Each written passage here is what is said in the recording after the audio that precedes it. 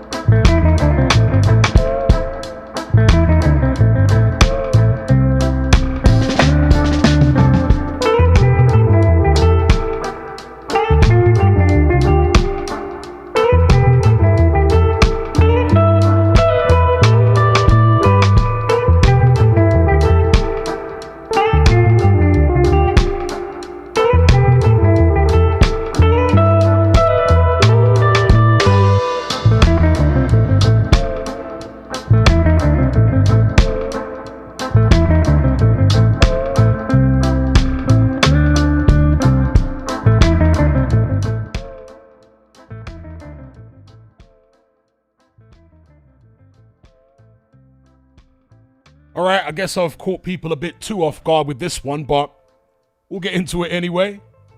Shout out to those who are locked in. We will get this show in a row. We got some boxing news to discuss. In case you're joining me for the very first time, I am Hatman, and here we like to talk boxing. So, big up Dominica, MT, Julius, Charlene, Kieran, David Fisher, Jimmy, Buster Move, Rochi, Sean Gallagher, WPW,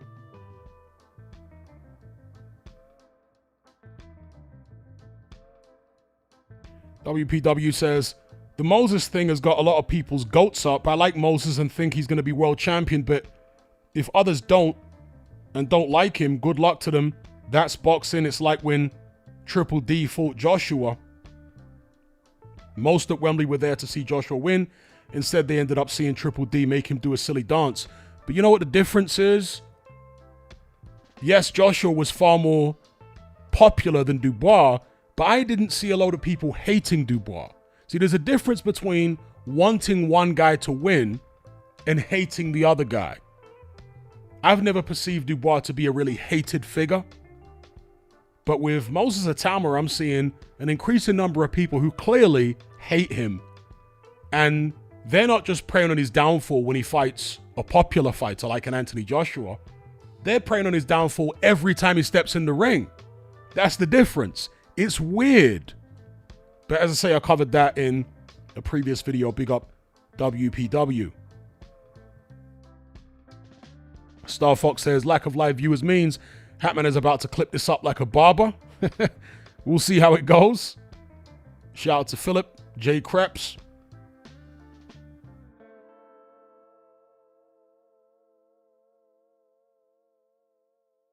And you know, the funny thing is, regarding the whole Itama situation, I was actually being accused. Some of you guys may remember this.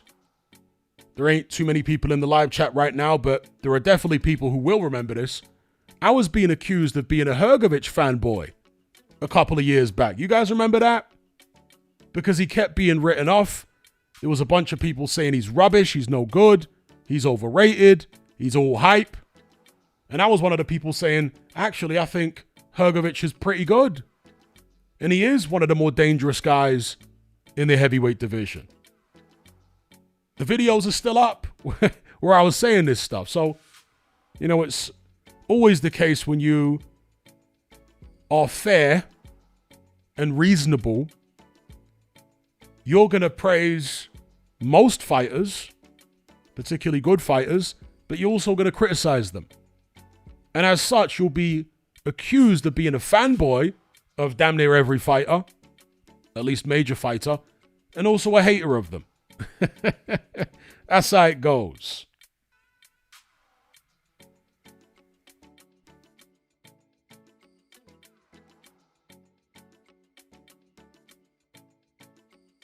Yep, we'll come on to the whole Zuffa Eddie Hearn thing a little bit later on. It's quite amusing. Eddie Hearn's been doing some interviews on damage limitation.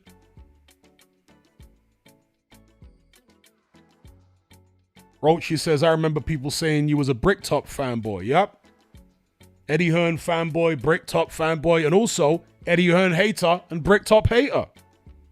Apparently I love and hate everyone simultaneously at the same time.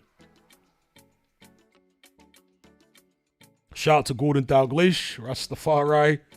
AJ says, personally, I don't rate him, as in Hrgovic, especially after the Joyce fight, just my opinion. I thought he performed pretty well against Joyce. He took the fight on relatively short notice. I think it was just over a month. He turned up and he won the fight comfortably. So I thought he looked pretty good in that fight, especially considering the short notice. Okay, he didn't blast Joyce out of there like Zhang did, but Hrgovic ain't that kind of puncher. He just outlanded him.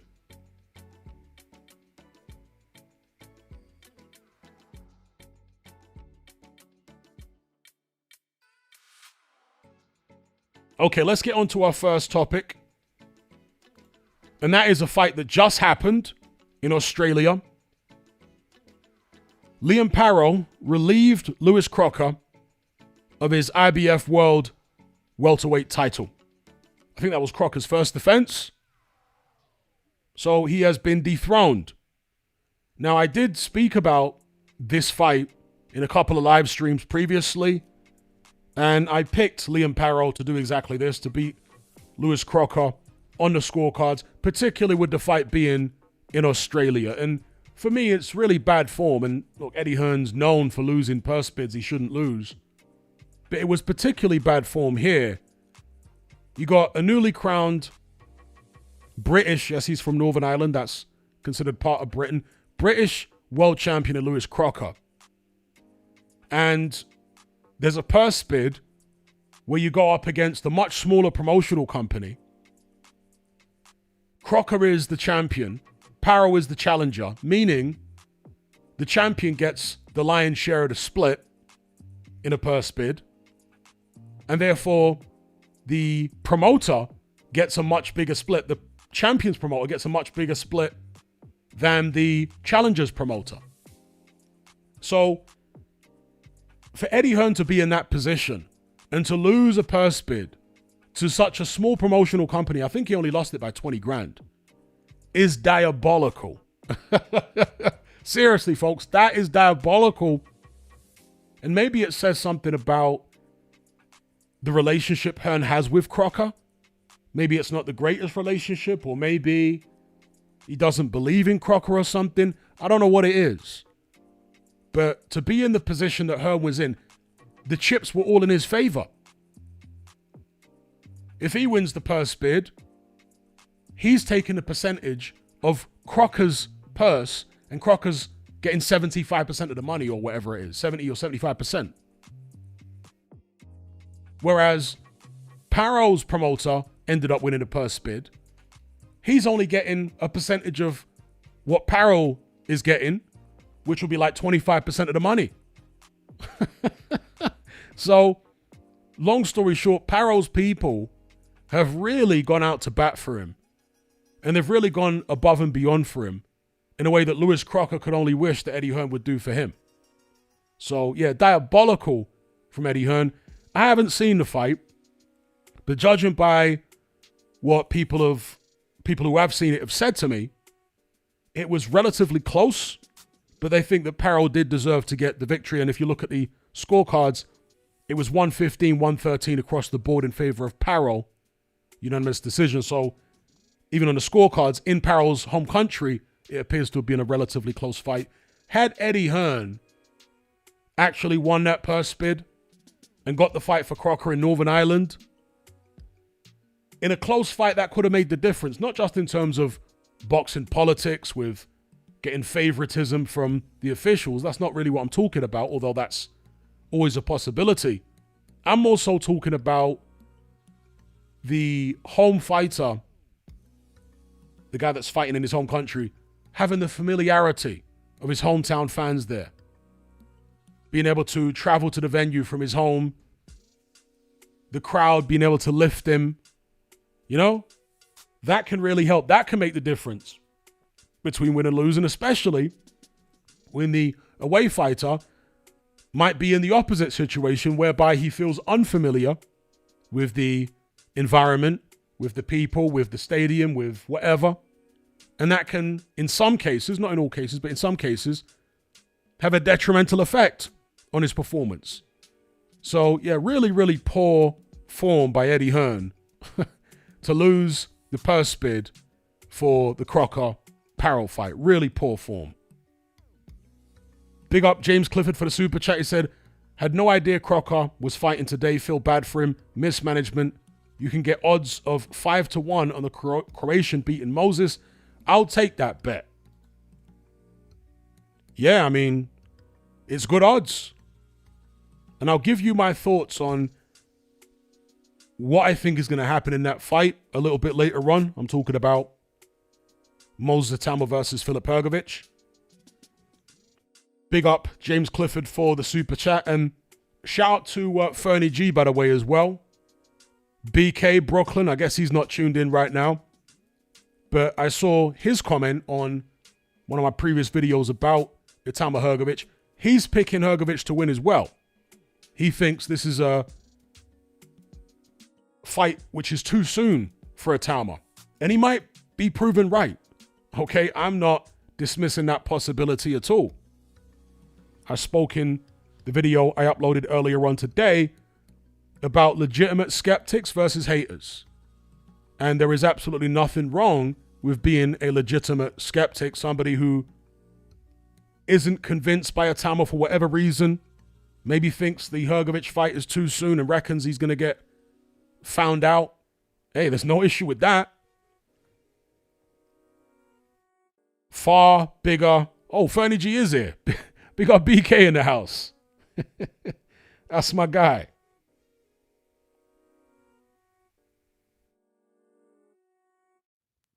Jay Krepp says, seems like an offload for the Hearn Crocker situation. RSD says, I think he was annoyed that Crocker beat Paddy Donovan. Think he had big plans for him. NH says, Matchroom boxing is in a recession.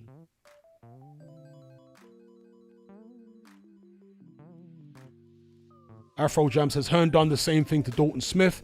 If Smith had lost, he would snake him. And we'll talk about Hearn not necessarily snaking someone in a little bit, but, throwing him under the bus a little bit.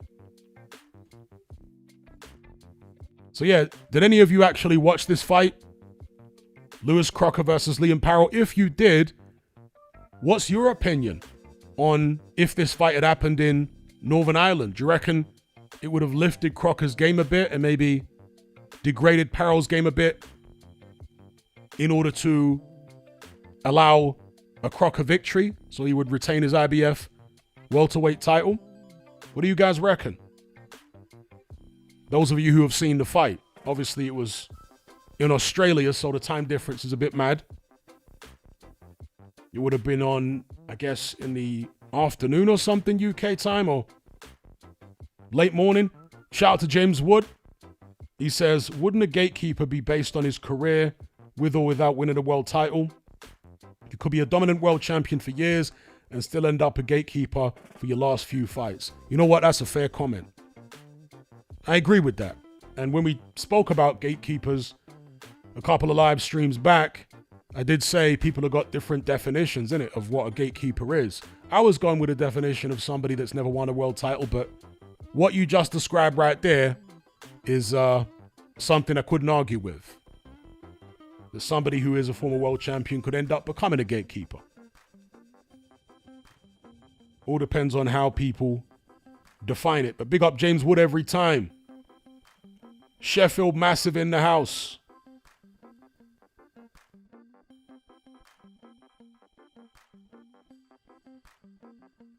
Albie says, If Eddie Hearn was willing to turn up to Donovan's last fight but not Crocker's first title defense, Hearn is just a professional scum in a suit. Okay. Oh, excuse me, that's Afro Gems, and Hearn is professional scum in a suit. Albie says, it was a close fight. Could have gone either way. Parrow was in complete survival mode the last couple rounds after Crocker came on strong in the middle rounds. If it was in Northern Ireland, I reckon Crocker gets the decision. Big up Luca. Afro Jam says a lot of dirty, roughhouse fighting. So judging by what you guys are saying, it's even more egregious that Eddie Hearn lost that purse bid by just 20 grand. I mean, some of you guys have probably got enough surplus cash in your savings to put up 20 grand to win a purse bid or 20 extra grand. Eddie Hearn, a multimillionaire, couldn't do that when his guy is getting the lion's share as the champion, probably something like a 75-25 split. And Eddie Hearn's a much bigger promotional entity than Parrow's promoter. It's wild that Eddie Hearn lost that purse bid. It's crazy.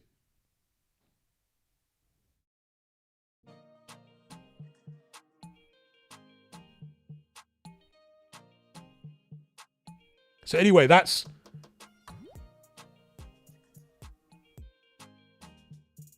the Crocker Parrow bout. I will try and watch it and maybe do a proper post-fight review. As you can see here, these are the welterweight rankings. They have not yet been updated following Crocker's loss to Liam Parrow, because he's still listed as IBF champion there. It will now be Liam Parrow as IBF champion, a welterweight. He's now a two-weight world champion, Liam Parrow. So, Parrow, IBF, Rolly Romero, WBA with Cattrall, WBA regular. Ryan Garcia, WBC, Devin Haney, WBO. I'm not saying this is the strongest welterweight lineup we've ever seen over the past 20, 30 years, but it's certainly stronger than it's been for a couple years, especially with the likes of Devin Haney and Ryan Garcia in the mix. Even Rolly Romero, some people say he's a little underrated. What's Teofimo Lopez doing at the moment? Is he going to move up to 147? And in fact, there was one story which I didn't prepare any visuals for, but we might be able to get into. And that is Tank Davis apparently calling out Devin Haney for a fight.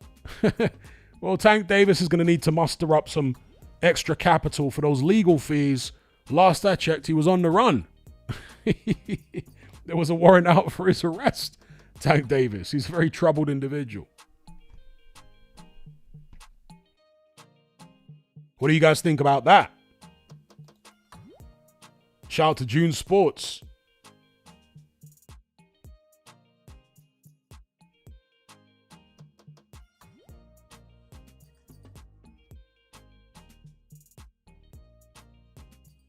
Afro Jam says, rumor is Tio and Rolly are in talks. Okay. I don't mind that fight. Exactly that. NHYT says Frank Warren would have won that purse bid big and sold out an arena or a small stadium in Belfast on a Saturday night. Yeah, I completely agree with that. Eddie Hearn is like a cheapskate promoter. He's a penny pincher. Frank Warren always accused the Hearns of being not boxing people, but actually accountants first and foremost. All right, let's move on from this then. There's a fight taking place this weekend. In fact, we'll start with the undercard. Ben Whittaker takes on Richard Rivera. Some of you guys may remember Richard Rivera had a controversial fight with Badou Jack several years ago for Badou Jack's cruiserweight title. Many people thought that Rivera was hard done by on the scorecards. It should have got the result.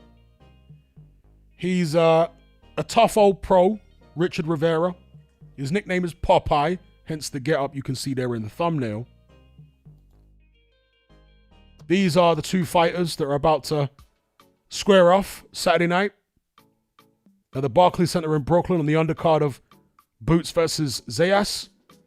Ben Whittaker who is now 29 years of age. So still a prospect, but an old prospect, going up against the 35-year-old Richard Rivera. Ben Whittaker, 11-0-1. That one no contest or no decision was in the first Liam Cameron fight. Richard Rivera, 27-2. Rivera has campaigned at light heavyweight and cruiserweight throughout his career. He's been up and down between those two weight classes the whole time, which is not uncommon for a fighter of his type because he's an obscure fighter. And guys like that, in order to get activity and opportunities, they often have to yo-yo up and down between weight divisions. So, yeah, that's Richard Rivera. Ben Whittaker, in his last few fights, has been impressive, starting from the Liam Cameron rematch. But the level of opposition hasn't exactly been amazing, has it? So it's kind of difficult to gauge where he's really at relative to world-class light heavyweights. And I'm still skeptical about his intestinal fortitude. He may be a front runner, Ben Whittaker. He's got all the athleticism and speed and explosiveness, and I've been quite impressed by the apparent increase in punching power that we've seen over the past few fights. Again, the opposition hasn't been amazing, but he's been sitting down at his shots more, generating more torque in the right hand in particular, and taking people out of there, which is what I'm sure Matchroom want to see, and it's what fans generally want to see. So I've been impressed by that, but sometimes you get these guys, oftentimes even, who are very athletically gifted and talented and what have you, to such an extent that even in sparring and in the amateurs, most of their opponents never get past the talent to be able to test their chin and test their heart. They're not good enough to get past the talent, most of them. But the few who are good enough and get past that talent to test the chin and the heart, sometimes they find out that there ain't much there. Is that what Liam Cameron was doing in the first fight? Was he testing Ben Whittaker's heart? Didn't really test his chin that much. I don't recall Ben Whittaker being hit with too many haymakers. But I didn't like Ben Whittaker's body language. And then there was the controversial over-the-rope incident. Was he genuinely hurt, or was he acting to try and get out of the fight? Was he not feeling it? Time will tell as far as whether Whittaker has the intestinal fortitude. Will Richard Rivera be the guy to ask those questions again? Because those questions are still unanswered from the first Liam Cameron fight. All he's shown us since then is talent. Maybe he's upped his talent level. Maybe he's got gears and he's switched his talent into a higher gear. Okay, cool. That's impressive. But talent will not win you every fight. There are going to be some fights where your talent alone won't be enough. You're going to have to show some cojones. You're going to have to show some survival skills, some physical toughness, mental toughness. Does Ben Whittaker have that? And we have reason to question, any fighter that hasn't yet shown it, but particularly a guy like Whittaker after that first Liam Cameron fight. What do you guys think of this matchup against Richard Rivera? There were some people who were speculating that Whittaker's less than stellar performance in that first Cameron fight might have been partly down to the fact that he was fighting outside of his comfort zone in Saudi Arabia.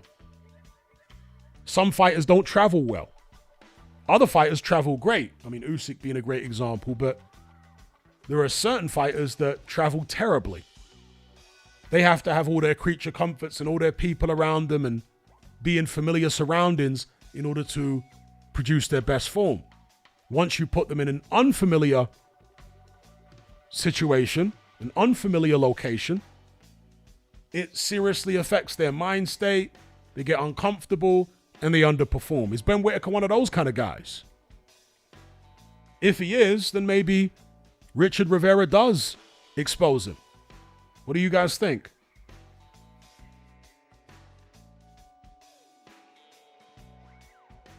There's somebody saying Devin Haney cooked Tank Davis on Twitter the other day about his mum. Yeah, I saw that. That was crazy, actually. But Devin Haney is known for being savage on social media. He's definitely a Twitter gangster, Devin Haney. And I don't mean that in a disparaging way. I mean it in a very serious way. Like, the guy will tear you to shreds on Twitter and social media. He's been doing that for years. I mean, he went in on Tank. I've mentioned this so many times. He went in on Tank years ago, many, many years ago, accusing Tank of sleeping with a certain high-level fighter's daughter. Okay? Wild.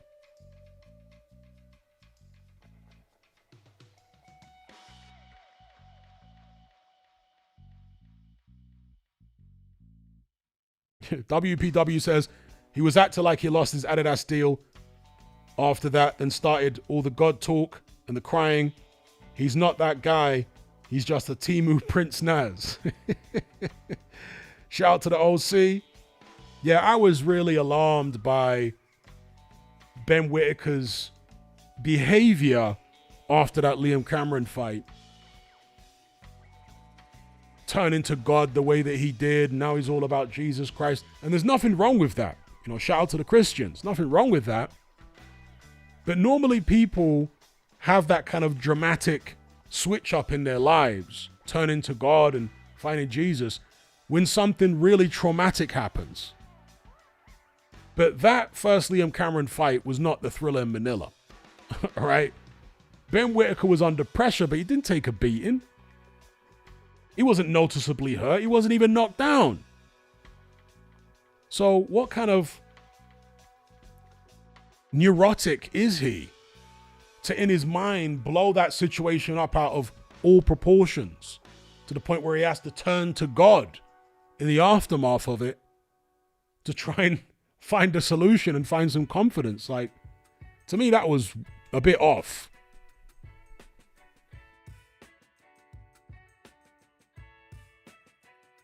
Khan says, he reminds me of Hamza after the Adames fight, linking up with Andy Lee. Good things to come, I think. Yeah, but to me, Hamza is a more mentally robust guy. That's the way he's come across to me in his fights.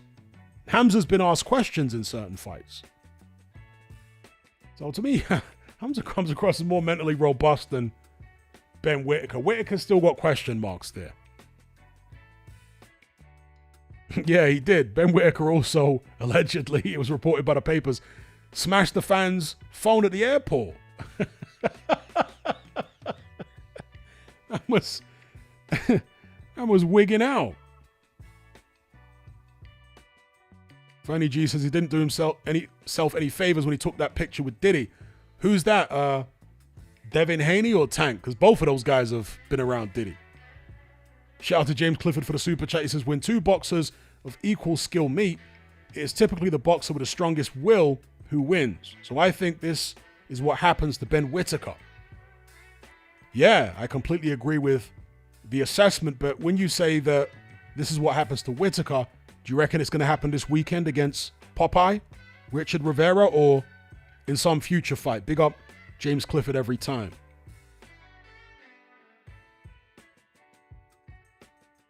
Ryan Ema says, that Liam Cameron performance aged like milk. Well, yeah, because Liam Cameron has been beaten badly since, hasn't he? Michael Thompson says, overly cocky people are usually hiding insecurities. Maybe.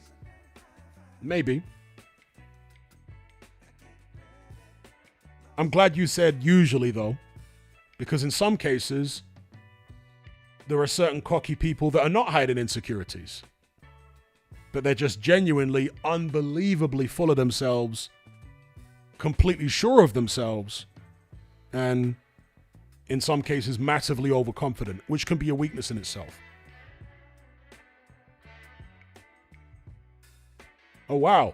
WPW says it's on video, him smashing the phone whilst he was in the wheelchair. He should beat Popeye, but you never know. New York ain't everyone. I saw the still images of the smashed phone, and Whittaker at the airport with something on his foot. But I never saw a video of it. Okay.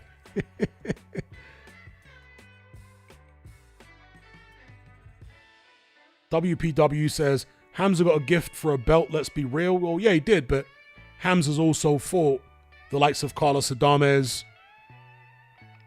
Edgar Berlanga, who is a decent fighter. You know, he went the distance with Canelo.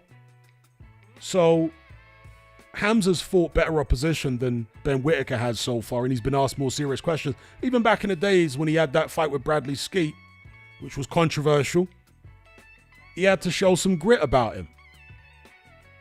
Ben Whittaker's never been in that position other than in the first Liam Cameron fight, and the way it ended was, yeah, concerning. Let's just put it that way. So people can have reservations about any fighter, including Hamza Shiraz, but for me, I'm more confident in Shiraz's mindset and in his grit than I am with Whittaker's at the moment. You know, Costamato famously once said he's only seen one fighter in his life go from being basically a coward in the ring, a quitter, to being extremely brave in terms of that type of career trajectory. And that guy was Larry Holmes. He said in the amateurs, Larry Holmes was basically a quitter. He was a scared kind of fighter. Whenever it was put on him, he crumbled, apparently, in the amateurs. But in the pros, Larry Holmes was incredibly brave. And D'Amato, in all his decades in boxing, he says that's the only guy he's ever seen that with, as far as a high-level fighter. That's the only guy he's seen completely banish the quit and what some people might describe as cowardice from his fighting heart. Because Larry Holmes really was incredibly brave in his professional career. Unbelievably brave.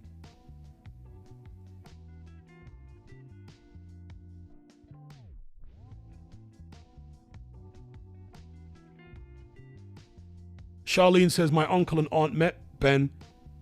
They say he's different to his persona he gives off. You know what? I can believe that. I reckon that Ben Whittaker is probably, if you meet him, an all right guy. I do get the feeling that it's an aspect of his personality that he really exaggerates as far as the showboating and all that kind of thing. Whereas Prince Naseem was more like that in real life. I mean, we can see it even now. When Prince Naseem does interviews, he's still like that. Prince Naseem is definitely a pretty serious narcissist, right? It's not an act with him. He's really like that. He is really like that. And that's one of the reasons he fell out with Brendan Ingle. Because Prince Naseem's ego was just so colossal and out of control. And even now it's rubbing Johnny Nelson up the wrong way. How egotistical Prince Naseem is. And you would have thought, given the enormous amount of weight that Prince Naseem has put on, combined with his age, that he would have developed some humility, but no. That's just the way he's wired. He's a very naturally cocky and arrogant character.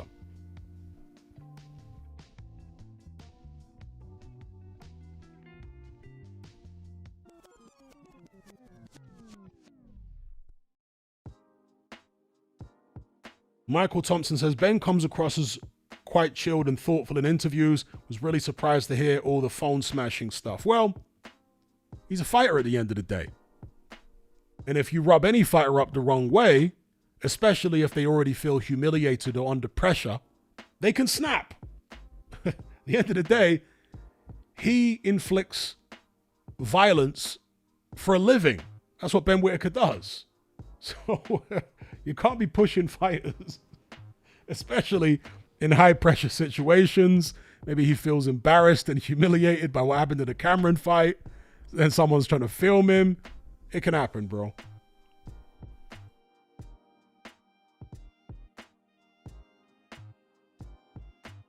Shout out to KO Talk. So far, we've spoken about we've spoken about the Croc Apparel fight. a little bit about Atama Hrgovic, a few other things. Now we're talking about Whittaker Rivera. So let's get a show of hands. Give me your predictions for Ben Whittaker versus Richard Rivera this Saturday on the Boots Zayas undercard. Who do you think wins the fight, and by what method? Will it be Whittaker, or will it be Rivera? Will it be points or KO? What do you guys think of the live chat? Shout out to everybody locked in.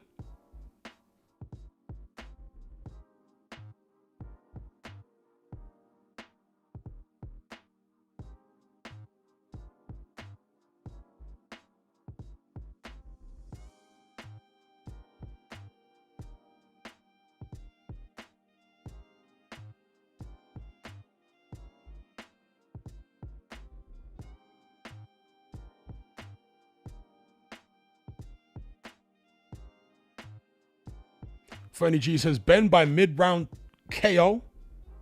Philip says, Whittaker late stoppage. Okay. Michael Thompson says, Ben wins a close decision.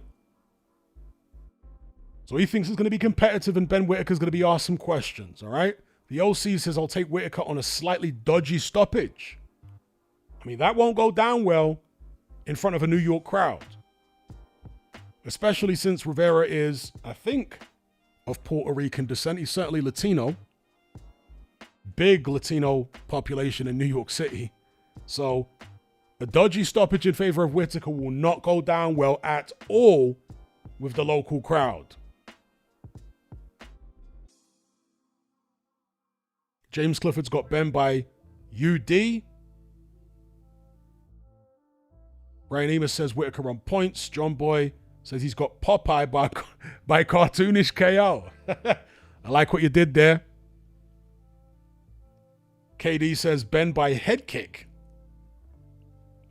Interesting one.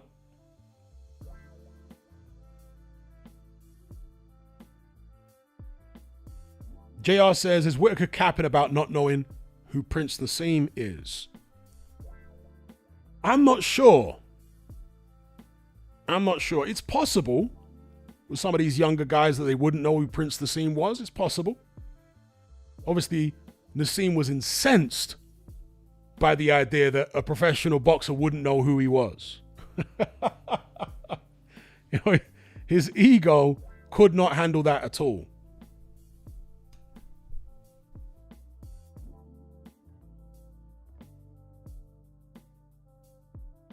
And if Whittaker didn't know who Prince Naseem was, what would be his motive for, did know who Prince Naseem was, what would be his motive for lying about it?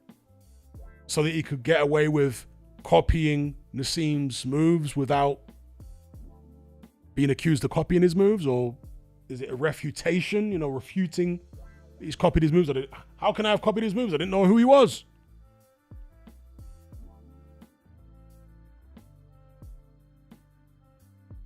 All right, so most people picking Ben Whittaker Ben Whittaker to win either by decision or stoppage. One or two saying Rivera scores the upset.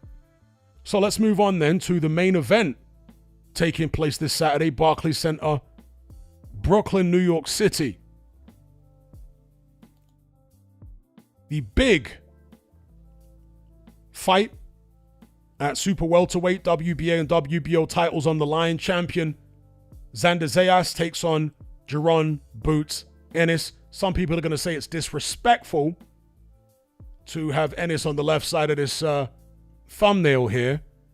Well, I didn't actually place him there myself. I just typed it into a machine, and this is the thumbnail it came up with. It put Ennis there and Zayas on the right, so apologies for anyone who thinks it's a liberty. Here is the BoxRec page for the bout. Zayas 23-0, 23 years of age, taking on Boots Ennis, who's 35-0, 29 years of age. He's the vet now, Boots Ennis, looking for his real breakout fight. Because although he does have a certain following, particularly in Philly where he's from, he's certainly not a national star or an international star yet. a fight against a young guy like Zayas who's from Puerto Rico and who does have a decent fan base of his own, from a different ethnicity, a different community. They are known for really coming out and supporting their fighters. A win here for Boots, particularly if it's an impressive win in Brooklyn, where there's a huge Puerto Rican contingent, it will send reverberations around the division and around boxing to some extent. You got two young guys, I would say, but in Boots' case, relatively young, unbeaten, fighting each other. This usually makes for a good fight, especially when you consider the fact that neither one of these guys is defensively blessed. Boots is certainly athletically blessed. Power, speed, coordination, etc., etc. And he's got a good chin. At least at welterweight, he showed a good chin. And, you know, you have to give real credit to Xander Zayas here for taking this fight as a voluntary. In fact, you do wonder what exactly it is that he sees that he thinks he has the ability to exploit to the extent necessary to get the W. Because this is not the kind of guy that most young champions, I'm talking about Boots Ennis now, would pick for a voluntary defense. Especially early on during their title reign. Very few guys would pick a guy like Boots. So props to Xander Zayas. Is it an inspired move or a misguided one? Shout out to JT Boxing. He says, big up Hatman. Would you rather be stuck in an elevator with John Partridge or Clarissa Shields? Both are absolutely vile. You guys are always trying to put me in impossible situations. I won't want to be stuck in a lift with either. But I'd probably say Clarissa Shields. I'd probably say Clarissa Shields.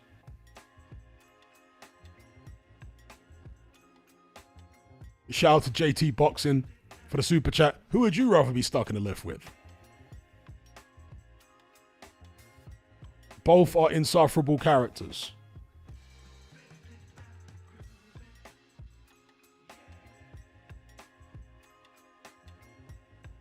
WPW says, definitely capping. Naz was sponsored by Adidas. Ben was too and wore the same leopard print. Yeah, but he did that after he admitted he knew who Naz was. That wasn't before. It was before he had the leopard print that he said he didn't know who Naz was. After the leopard print, that's when he said, oh yeah, excuse me, that was before the leopard print. Once he admitted he knew who Naz was, that's when he went and got those leopard print shorts and did all that. So that came after he acknowledged he knew who Naz was after that. People kept telling him, you remind me of Prince Nassim. And then he says he went and watched Prince Nassim for the first time and discovered him. And it's after that that he wore the leopard prints.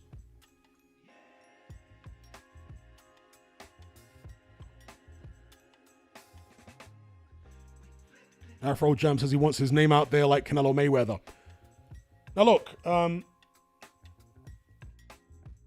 Gareth A. Davis is no boxing Nostradamus, but he's one of the few people in the boxing media that I've seen that's actually picking Xander Zayas to win this fight. Is there any of you guys who are picking Zayas to win here against Boots Ennis? Is Zayas being underestimated by the public and by the media? Is Boots in for a rude awakening? KD says, unless Ennis is drained, Ennis by wide UD. Yeah, I think Ennis is going to win.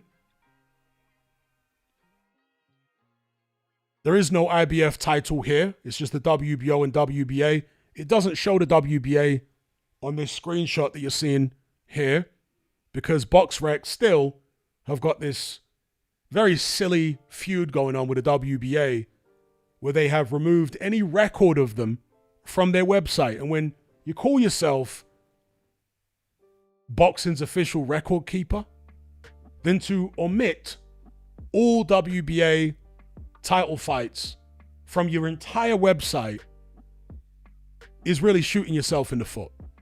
It's really discrediting yourself when you do that, because the WBA is the oldest of the 4 major sanctioning bodies, for anyone who doesn't know.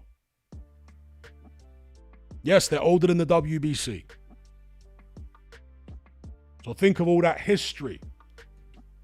All the fighters that have fought for their belt, or belts, right? They have multiple belts these days.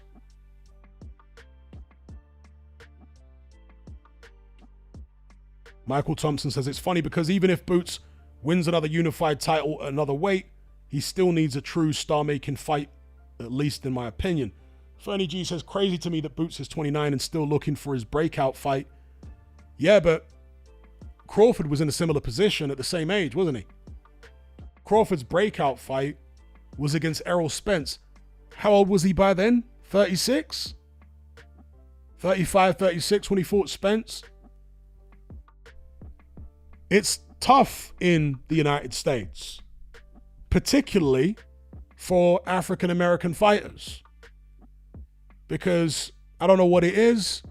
Do African Americans not support their own fighters to the same extent that Latinos do? Is that what it is? And by support, I don't just mean going on social media and cheering them on. I mean actually buying their pay-per-views, paying for tickets to go and see them. Are African Americans less likely to do that than, let's say, Puerto Ricans?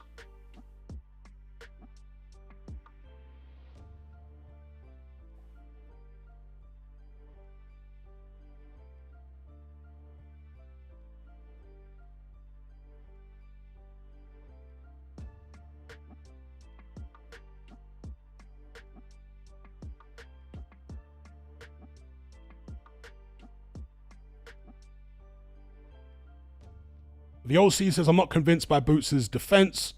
He gets hit a lot. I wonder how much punishment he takes in sparring and when that will catch up to him. So my theory always was that Boots was seriously drained at 147 pounds.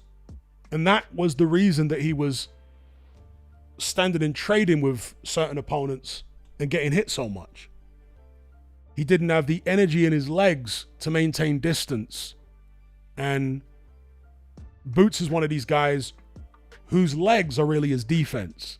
He doesn't have amazing ability to slip and block and counter. He's not a Mayweather. He's not even a Terence Crawford. Boots' defense is based on moving around. He's got very long arms.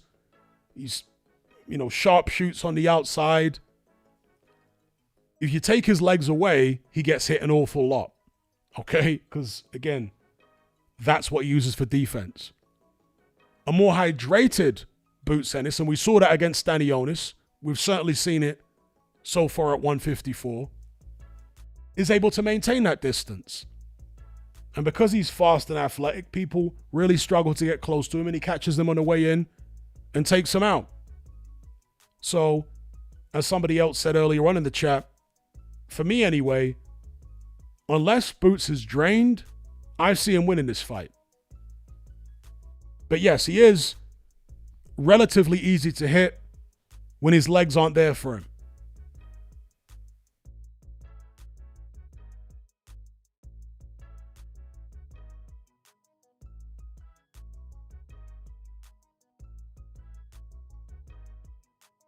AJ says, Zayas just believes in himself. If he's 23 and unified champ, no one special he took the belts from, but still. Yeah, there is. I often talk about an energy that comes with youth. There's also a confidence. Johnny Nelson sometimes refers to it as an ignorance that you have when you're young. You're more fearless. And to expand on that a little bit, it's not just about what might happen to you in the ring, having no fear of what might happen to you in the ring. When you become more experienced and you've been in tough fights, maybe you've been knocked down, maybe you've been knocked out, you experience what it's like in the aftermath of a fight, the way your body feels. You might develop neurological issues. Many fighters do. They develop confusion, loss of balance, blurred vision, headaches. Oh yes, this kind of thing is quite common for fighters, particularly if they've been knocked out or been in tough fights in the aftermath. And this is the stuff that really doesn't get talked about much. It's only occasionally, particularly when it comes to retired fighters, where they'll reveal this stuff. I've mentioned this before. Tim Bradley, following his fight with Ruslan Provodnikov, which was a brutal fight, he said he was experiencing neurological issues for months afterwards. Months. Also, Michael Venom Page, when he was knocked out in MMA by Douglas Lima, he said he was experiencing neurological problems for months after that fight too. And he didn't take a bunch of punishment. He got hit with one good shot and knocked out cold. But he was experiencing all these weird neurological problems. And that can spook a fighter. When a fighter hasn't been through that before, hasn't experienced something like that before, yeah, they're going to be cocky and confident and not worried about getting hit too much. But once they've experienced those kind of issues, they can start to think twice the next time they get in the ring.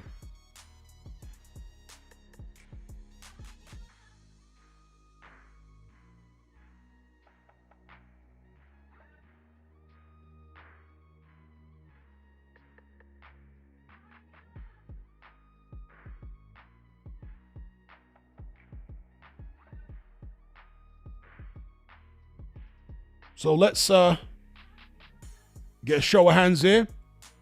How many of you guys are picking Boots? How many of you are picking Zayas? And by what method? What are your predictions for this fight? Will Boots be crowned the new champion? Will Zayas retain and snatch Boots' O? Somebody's O's got to go, right? Unless it's a draw. What are your predictions? I'm saying Jaron Ennis wins the fight on points. That's my pick. What are you guys saying?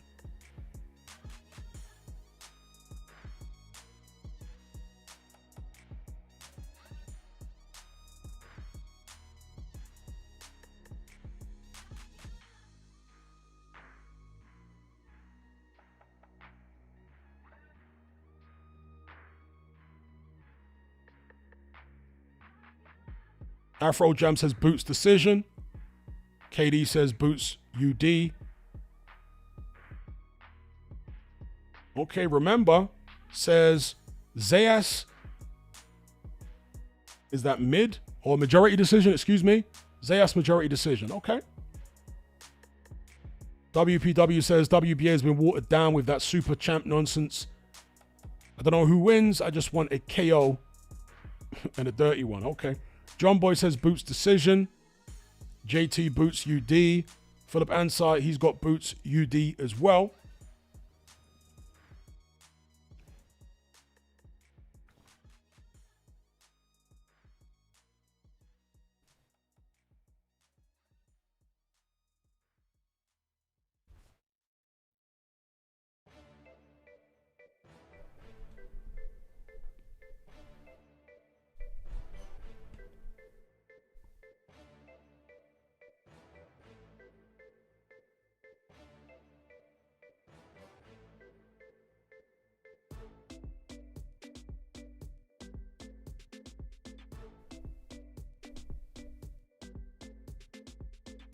Xander Zayas versus Boots Ennis taking place this Saturday. The OC says, I haven't seen enough of Zayas. Got to be real and say I don't know. Sounds like Boots is the favorite.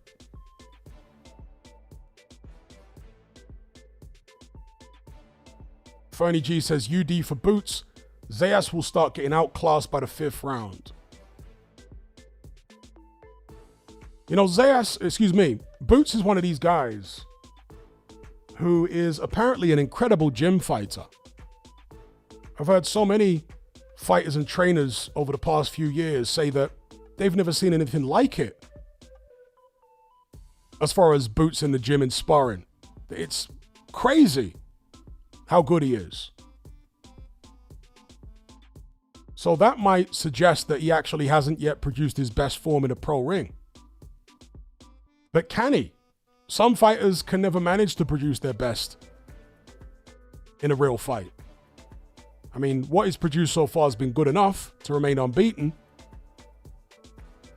but he's going to fight better opponents than he has in the past in his future, you would assume anyway.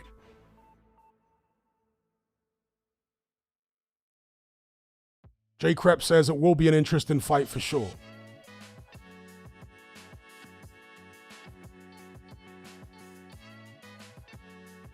And by the way, these are the super welterweight rankings, or junior middleweight. Josh Kelly, IBF champion. One second, folks. Yeah, Josh Kelly, IBF champion. Zayas, WBA and WBO champion.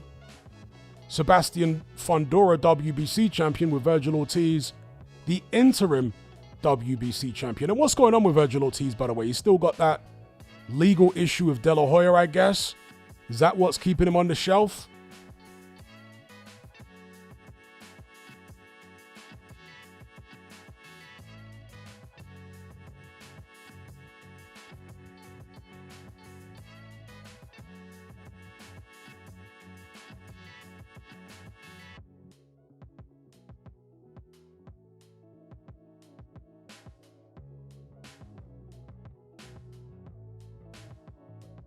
Michael Thompson says Boots trains ridiculously hard too. Hope it doesn't turn into overtraining as he ages. That's a sensible point.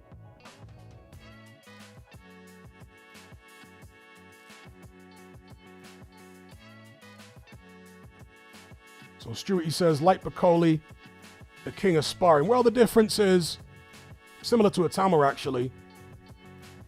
All of the sparring stories about Bacoli, most of them anyway, were coming from Billy Nelson or Bacoli himself.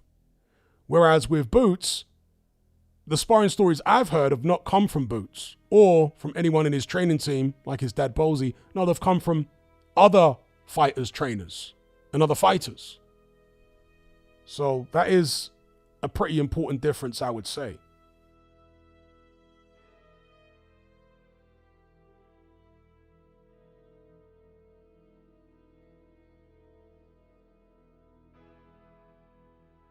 WPW says he's never fought anyone I'd class as elite.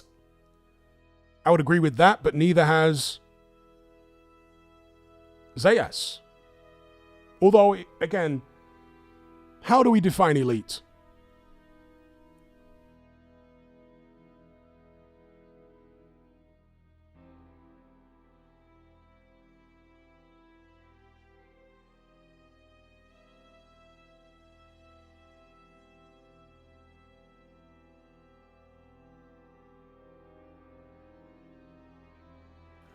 Shout out to President Brush in the chat.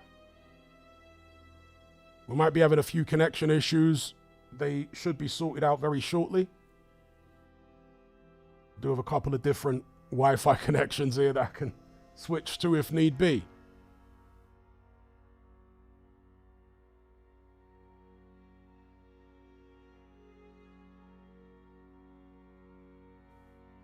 James Clifford said, Jack Cattrall said that Ennis's gym training was very intense.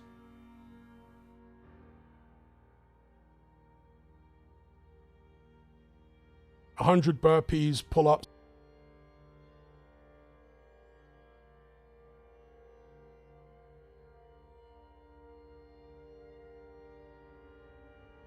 Okay, we should be back. Again, apologies for any connection issues you may be experiencing. Hopefully I've sorted it now. I've switched over the Wi-Fi. Big up Matt Borgerson for the super chat. He says, do you think Xander Zayas is being more dismissed than Justin, God, I struggle to pronounce that surname, for UFC? Because last week we had a historic upset in a combat sport. Well, I'm not familiar enough with that Justin character or UFC in general to be able to really speak to that comparison. What I will say is, Boots Ennis is the name brand here, but he's a newbie at 154 pounds. Zayas, quality of opposition beaten. There's not that much to split them. I know Boots has been around for longer. He's an older guy. He's had more fights.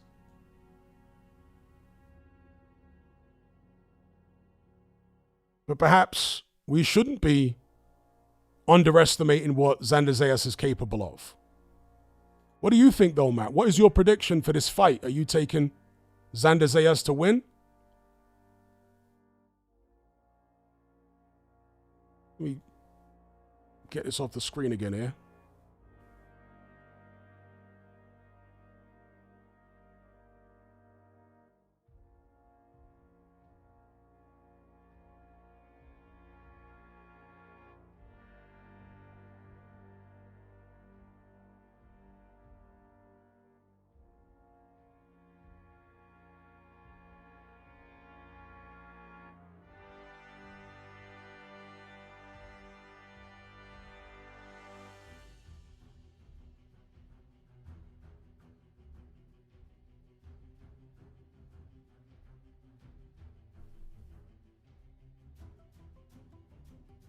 Katie says, Xander Zayas is better in boxing than Justin is in MMA. Okay.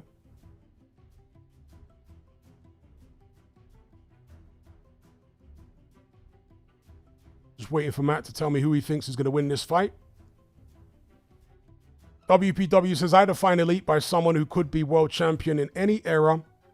Someone who has at least 5 wins versus fellow elite competitors. But that's very subjective, isn't it? Someone who could be elite in any era? It's very, very subjective.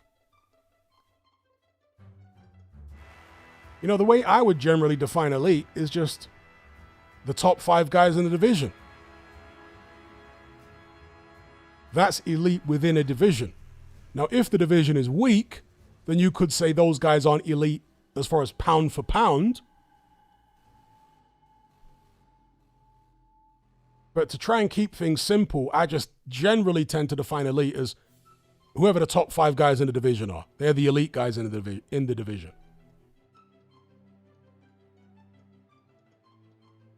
WPW says, Zayas' team have been talking about Boots' beard. Does it make any difference having a big beard?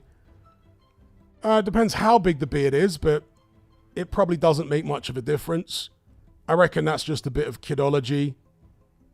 Trying to be a nuisance and bother Boots, get under his skin a little bit before the fight, act like they're going to make a big issue out of it and talk to the commission and all this kind of business. Fighters and their teams do all sorts of stuff to try and unsettle the opponent. So I suspect it's just that.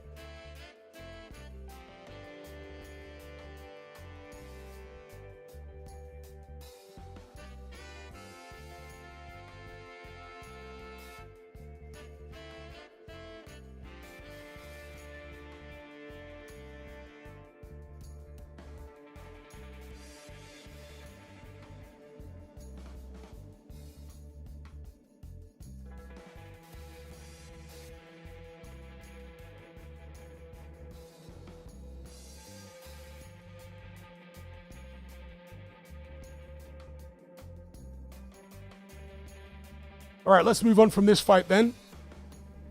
Still waiting for Matt to tell me who he thinks is going to win. Big up Matt Borgerson.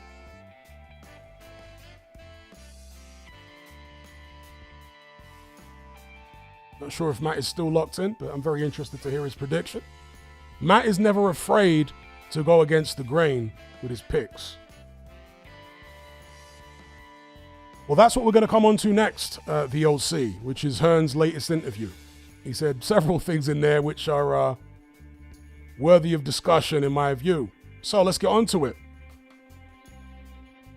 Eddie Hearn broke his silence following all the revelations about Zuffa Boxing's possible involvement in AJ Fury and also the possibility that the fight takes place in the United States. How many of you guys have seen this IFL interview? Eddie Hearn is backtracking like a mofo. He's remixing what he previously said. His entire tone has changed. Now he's admitting, well, yeah, maybe Zuffa could promote it. Maybe the fight could be in the United States. But he's trying to deflect and instead make out as though Dana White has been reined in by Turkey several times, and that is bottom spanked. That's the way Eddie Hearn described it. Words to that effect anyway. So a very amusing change of tone. He keeps saying, oh, well, if Turkey wants to have the fight in the United States, we'll have to renegotiate the contract. If he wants Dana White to promote it, okay, whatever. He weren't saying okay, whatever before this.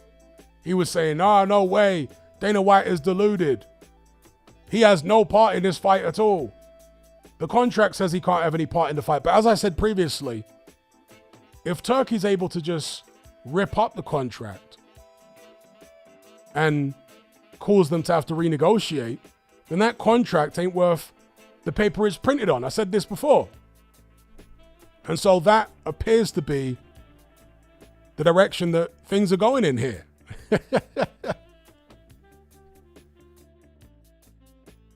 People are laughing at the IFL thumbnail. It is pretty funny.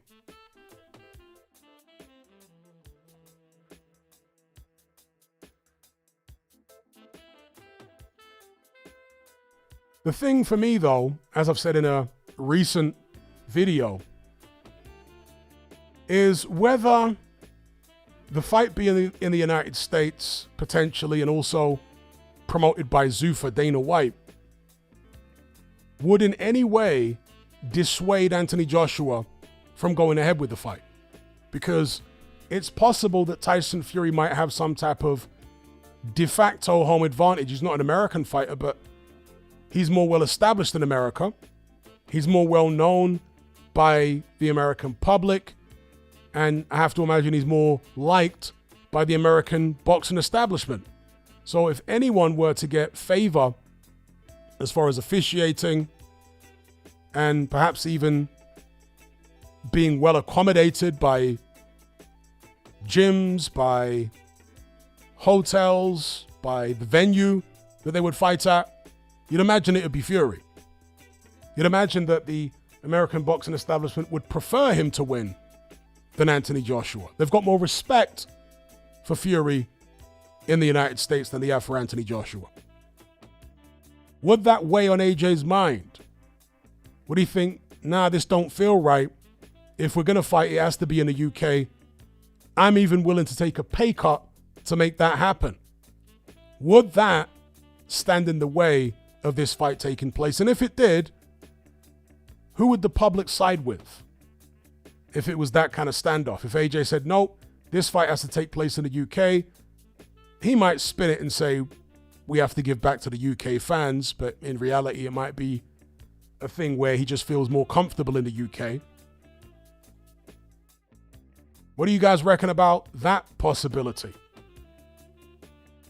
That this issue over where the fight's going to be and who it's going to be promoted by could prevent the fight from happening at all.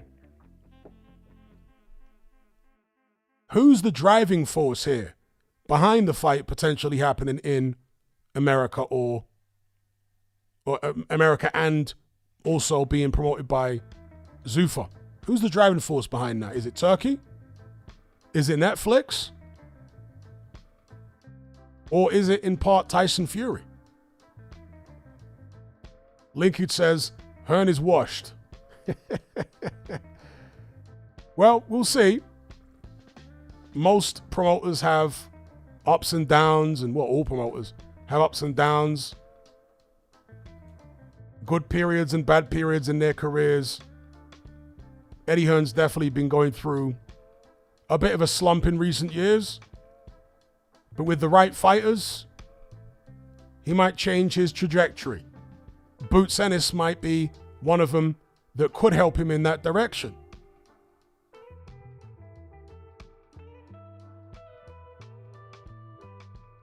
Eldon Joe says, quite possible, but why have it in the US? Does that sell? Well, we can only speculate, obviously. Netflix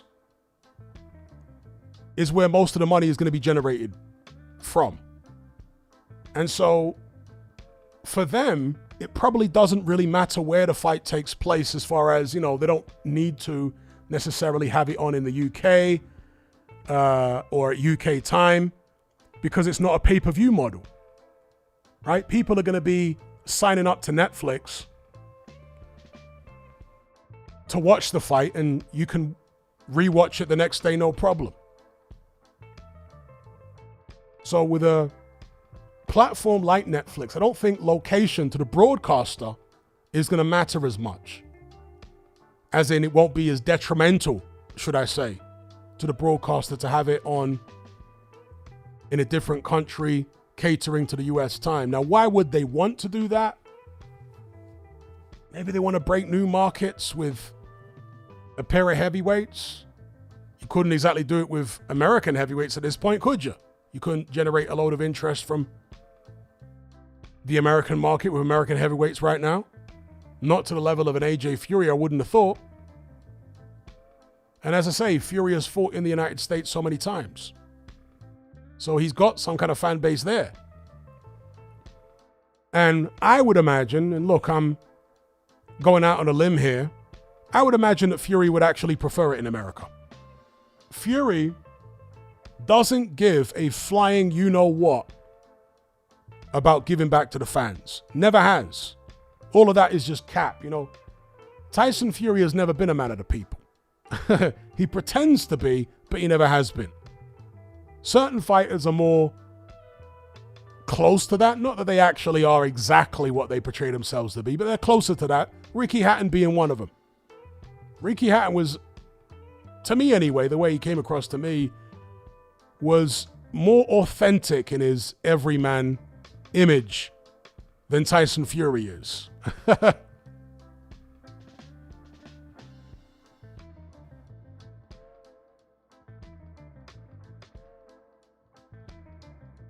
And that's why I'm wondering, since Fury's fought in the United States so many times, whether he is actually one of the driving forces behind it potentially happening over there. Is it Fury shenanigans? Is it Warren shenanigans? And by the way, I'm not sure how many of you guys saw Frank Warren get grilled the other day by Jim White on TalkSport. Once again, he did not confirm that he is Tyson Fury's promoter. I'm going to say he's not Fury's promoter. He has some kind of business relationship with him.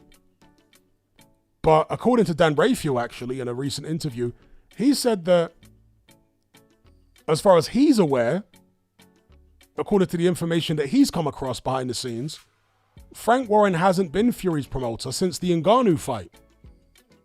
His actual promoter has been, I think, is it Sella? I think Sella might have been his actual official promoter since then. Frank Warren has some kind of involvement, but it's not as Fury's official promoter, according to Dan Rayfield. And maybe that's why Frank Warren don't want to clarify. And so maybe Tyson Fury was telling the truth when he said Turki Al-Sheikh is my promoter. Maybe that's literally the case. Turki Al-Sheikh, Sella, right?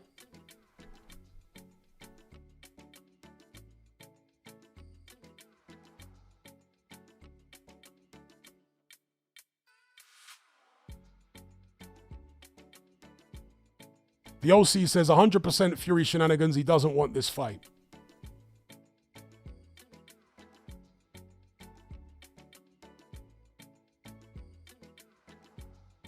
WPW says Joshua cares about money. Let's be real. He left the UK to take over the USA, remember?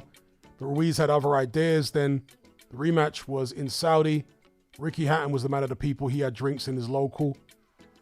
Well, yeah, AJ cares about money. But I'm just thinking that AJ might be a bit wary about fighting in the United States. That he might be willing to take a slight pay cut to make sure the fight happens in the UK because he feels more comfortable in the UK. So I reckon he might be willing to sacrifice a bit of money just to gain a bit of extra comfort. But who knows? Maybe AJ's not bothered about that and he will fight in America with no issues. Or not make an issue out of it.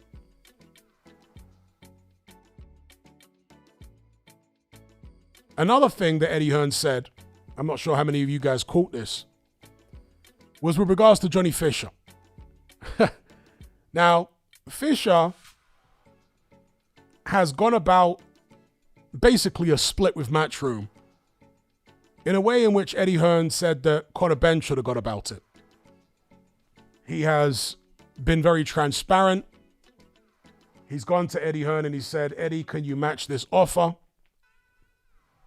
I appreciate and respect everything you've done for me, but Zuffa have made a massive offer. It's 6 or 7 times bigger than the offer you've made me currently to extend with you. Can you match it or come close? And in the interview, again, Eddie Hearn was acting like he was being all respectful to Johnny Fisher. He admitted that the offer is 6 or 7 times more than he's offered him. He said even if the Zuffa offer was half of what it actually is, Eddie still wouldn't be willing to match it.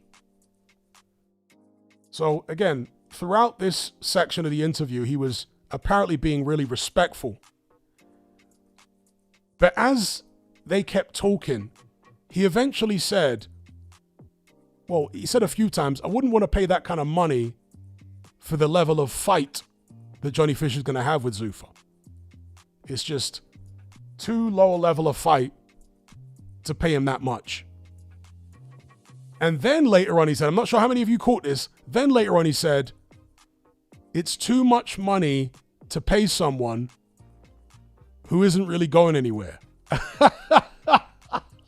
Words to that effect. How many of you guys caught that? It was a sly dig. It was throwing Johnny Fisher under the bus as a fighter slyly. Go and watch the interview back for yourselves. At one point he says, it's too much to pay a guy who's not really going anywhere. So that confirmed my suspicion. Because I said in a previous video that even though Johnny Fisher is going about things in a transparent way, an honorable way, Eddie Hearn's still going to be a little bitter about it, in my estimation. And that comment right there confirmed it for me. It confirmed my suspicions. When he said, oh, a guy who's not really going to go anywhere, not going anywhere, I wouldn't want to pay him that much money. Exactly, Eldon Joe. For Eddie Hearn to come out and say that, it contradicts what he'd previously said about Johnny Fisher, calling him a world-level prospect. Now, to be fair, a promoter is allowed to change his mind based on a fighter's results. Johnny Fisher, in many people's eyes, lost both Dave Allen fights, but the second one was conclusive. He got wiped out. Then in his comeback fight, he was nearly taken out in the first round by some obscure opponent. After all that, Eddie Hearn is allowed to change his mind. He is allowed to think less of Johnny Fisher as a fighter, not as a human being, but, as a fighter, having seen that. But I would strongly suspect that Eddie Hearn has never believed that Johnny Fisher was truly a world-level prospect. I think that was always just promoter talk and hype. Eddie Hearn is a boxing man. He's been around boxing all his life.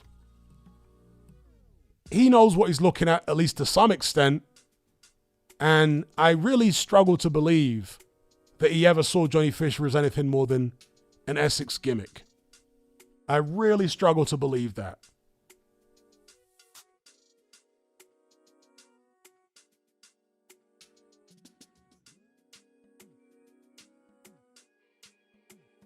Exactly. So OC has quoted it word for word. He says, we don't let people get to the end of their contracts if they're going somewhere. Thank you for giving me the exact quote.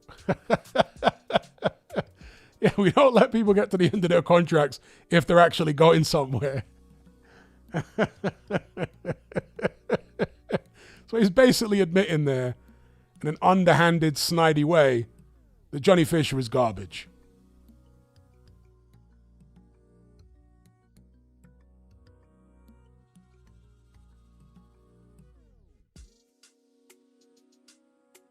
You wouldn't have heard Eddie Hearn saying anything like that if Johnny Fisher had re-signed with him. Let's be real. He wouldn't have said that.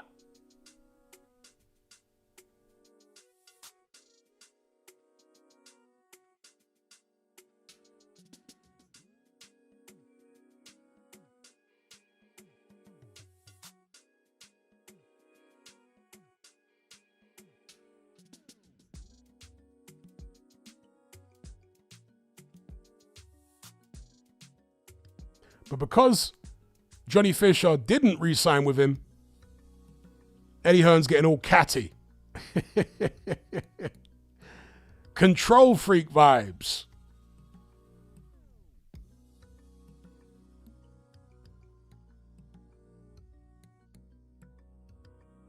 Scouse Farm says, nobody with eyes thought Fisher was anything other than a complete gimmick who offers nothing but ticket sales.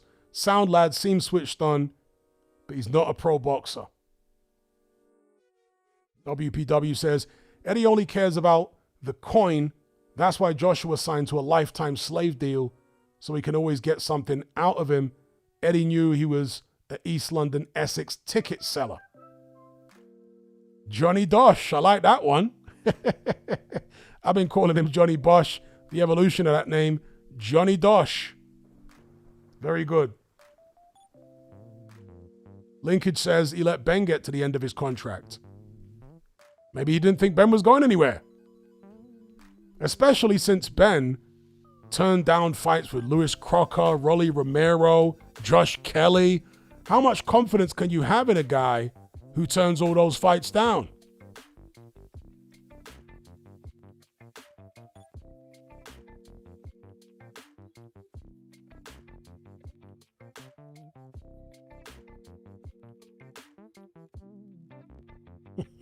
That's an old school word, dosh. People don't use that anymore. It's a shame. It's a good word.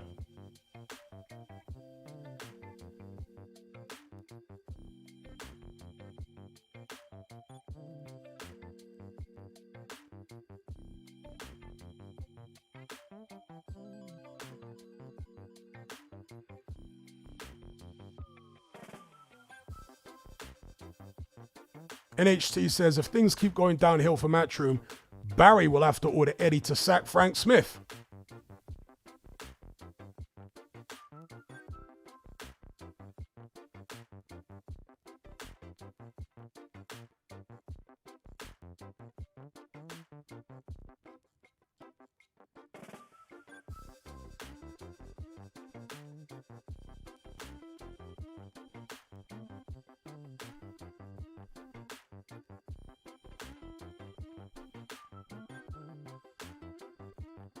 All right, so finally, let's finish on a topic which some of you guys wanted to discuss earlier on in the stream. And that is this Moses Itama, Philip Hrgović fight. I'm going to give you guys my prediction for the fight here and now. So I'm generally, in these types of scenarios and these types of fights, somebody that errs on the side of caution. When you've got a young, talented prospect who's untested, we don't know if he has the intangibles, and he's going up against a seasoned fighter who's probably still in his prime, who's got a great chin, who's aggressive, who's confident, who has some ability. I would tend to go conservative when I'm making my prediction. And in this case, it would be Itama on points, or Itama very late stoppage. But I have this feeling, this intuitive feeling, that Itama is going to absolutely wreck Philip Hrgović. And I'm trying to really understand where this intuitive feeling is coming from, why I have this feeling. And it's not that my intuition as far as who's going to win a boxing match is always right. Believe you me, it's not. But in this particular instance, I do have a very confident feeling that Itama's not just going to win, he's going to wreck Hrgović, and he's going to do it fairly early. Where is this coming from? I'm trying to psychoanalyze myself. I'm trying to back engineer this feeling? Well, for one, Hrgović is a very big target. He's not difficult to hit. He cuts quite easily. We've seen that several times. He's slow compared to Whittaker.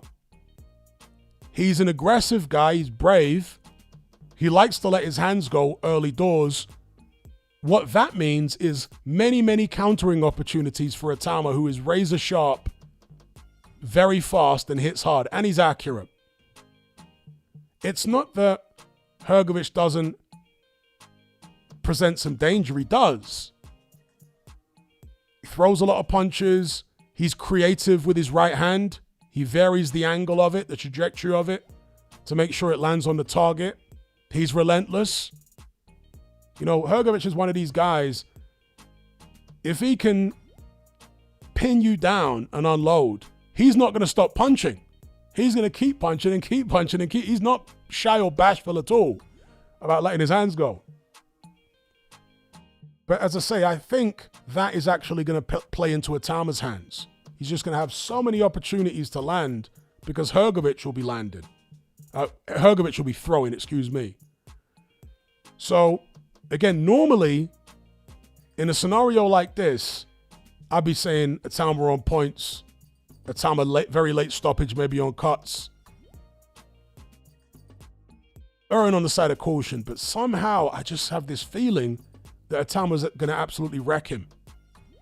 And I'm saying Whittaker might stop him earlier than he stopped Jermaine Franklin, which, again, seems counterintuitive even to me when I'm saying it, because Hrgović is a much better fighter than Jermaine Franklin. But maybe I have this feeling because Franklin is a bit more difficult to hit clean than Hrgović is.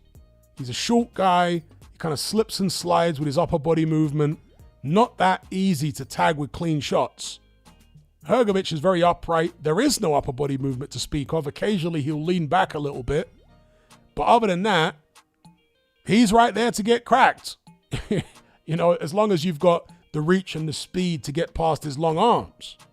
And Whittaker's definitely got that. So I'm going to break from my tradition, which is to be conservative and somewhat cautious in predicting fights like this. And I'm going to say I think Whittaker smokes him, dare I say it, inside 5 rounds. The scenario which is playing out in my head is that Whittaker is able to catch Hrgović with clean shots early, busts him up. Hrgović has got blood streaming into his eyes. He can't see. And Whittaker just opens a kind of whoop, you know what, on him, unleashes combinations, and maybe the referee jumps in to stop it, and we see Hrgović maybe not down, but stumbling around and virtually incapacitated. That's the scenario that's playing out in my head. Will it turn out to be accurate? We'll find out and see. Look, at the end of the day, this is not wishful thinking on my part. At all.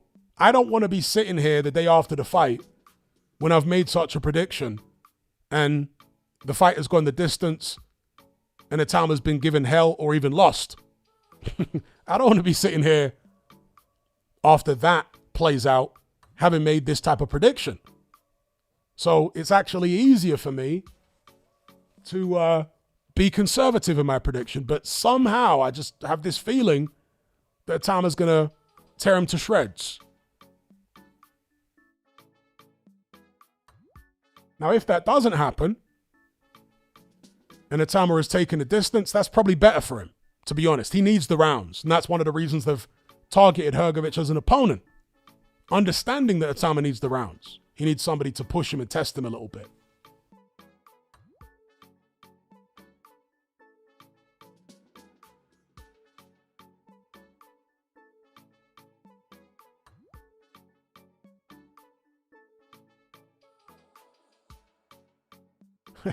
AJ says, my boomer mum says dosh all the time, Hatman. It still lives. John Boy says, I see Whittaker cracking the iron jaw.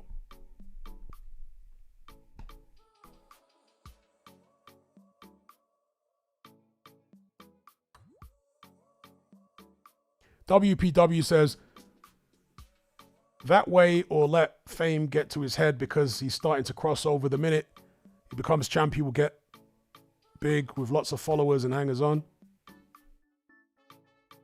AA13, big up, he says, I get your instincts, Hatman. I think Hrgovic was mad for taking this fight personally from a strategic point of view.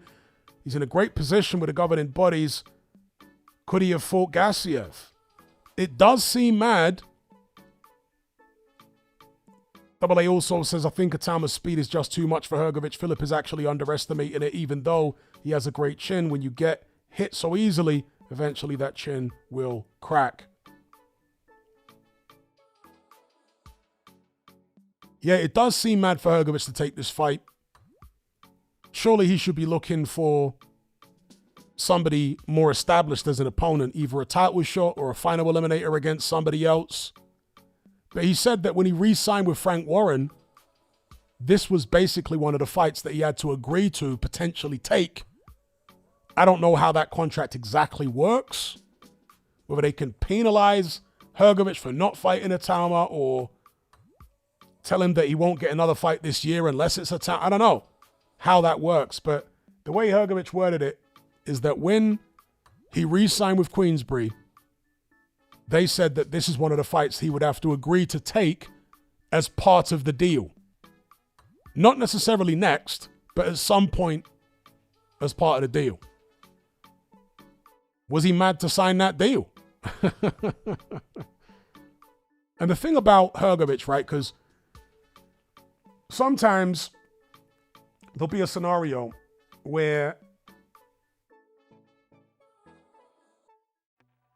a guy takes a fight and you're thinking, well, maybe he knows something we don't know. When he takes a seemingly really dangerous fight, maybe he knows something we don't. The thing about Filip Hrgovic is, talking about confidence, he is a guy that suffers from overconfidence. He's just wired that way.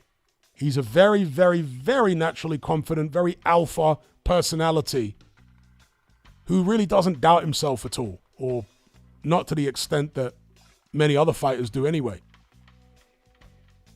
He's a guy that suffers from serial overconfidence.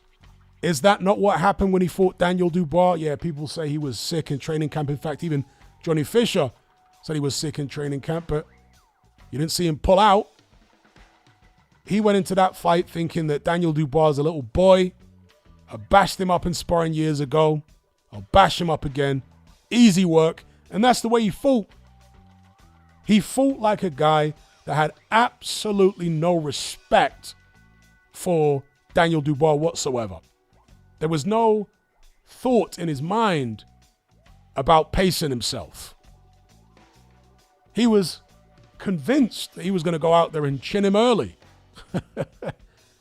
So that's who Filip Hrgovic is.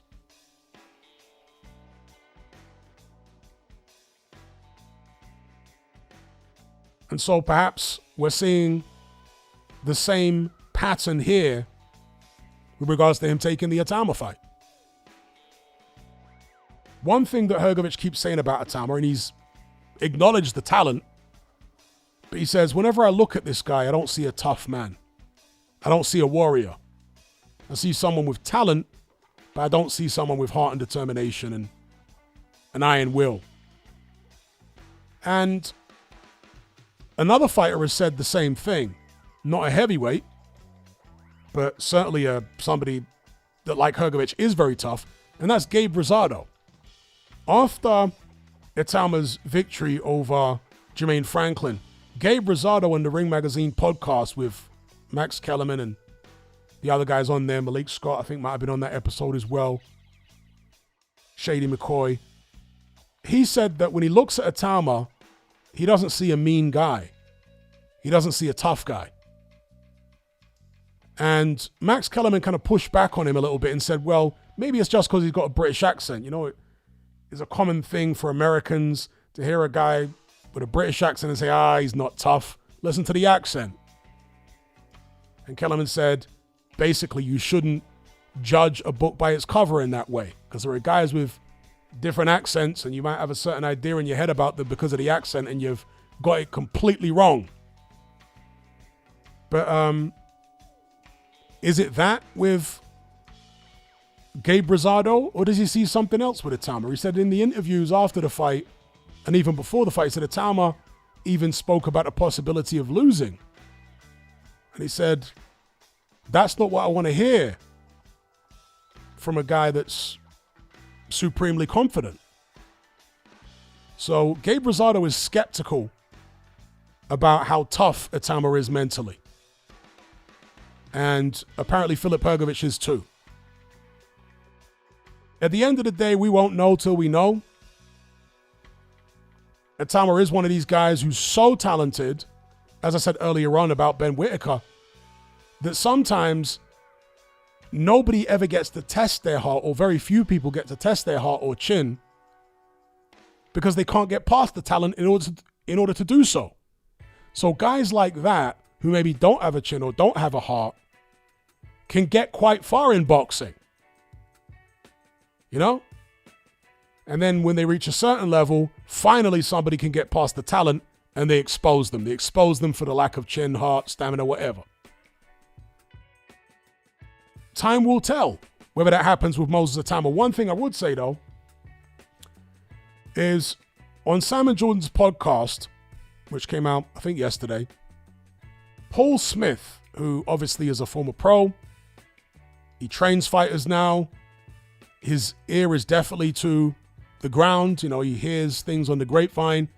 He said after all these years that Itama was on the amateur scene, was sparring top pros, and now he's been a professional himself for several years. After all these years, he's never heard any rumors ever from anyone coming out of the gyms that Itama's been getting hurt, dropped, or had any issues at all. He personally hasn't heard anything like that from anyone. And he said that if Itama did have a chin issue, or a heart issue, or a stamina issue, he would have expected to have heard something by now. Because with Anthony Joshua, for example, those rumors were out there from early on in AJ's career. Even before he became champion, there was talk all over the place that he'd been knocked out by David Price. That there was a video of it circulating. Somebody contacted me before Price confirmed it a year or so later publicly. Somebody contacted me on Facebook and said that actually, that was the first I'd heard of it, by the way. This guy who was a trainer, he was an Irish guy who was a boxing coach of some description. He DM'd me on Facebook. This was long before AJ became champion. And he said that he's seen footage of Anthony Joshua get knocked out cold by David Price in the gym. And then there were rumors of him being knocked out by Dubois, dropped by Lawrence Okolie. On and on it went. So those kind of stories were there regarding Anthony Joshua from quite early on in his career. They were circulating around the gyms. People knew about it. With Itama, according to Paul Smith, he's heard nothing like that. Anthony Yard, who was also on Simon Jordan's podcast a few months ago, he has seen Itama in the gym. And he said, in my opinion, Itama is it. And he can take a punch. Not that you should be taking a punch, but he can take a punch based on what I've seen. This is what Yard was saying, having watched Itama spar in the gym with top pros for many years. He was saying, no, Itama can take a punch. Make of that what you will. It's obviously different getting hit with 18, 20-ounce gloves on and headgear in the gym as opposed to getting hit with 10-ounce gloves with no headgear in a pro fight. We all know that. But yet and still, AJ, with 18-ounce gloves in the gym and headgear, was still getting rocked all over the place and knocked out. Apparently, that hasn't been happening to Moses Itama. If it has happened, it hasn't happened often, according to what people are saying that are in the know.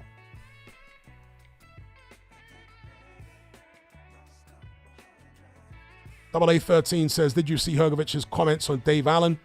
He's actually funny with his arrogance. I agree. I like Hrgović as a character.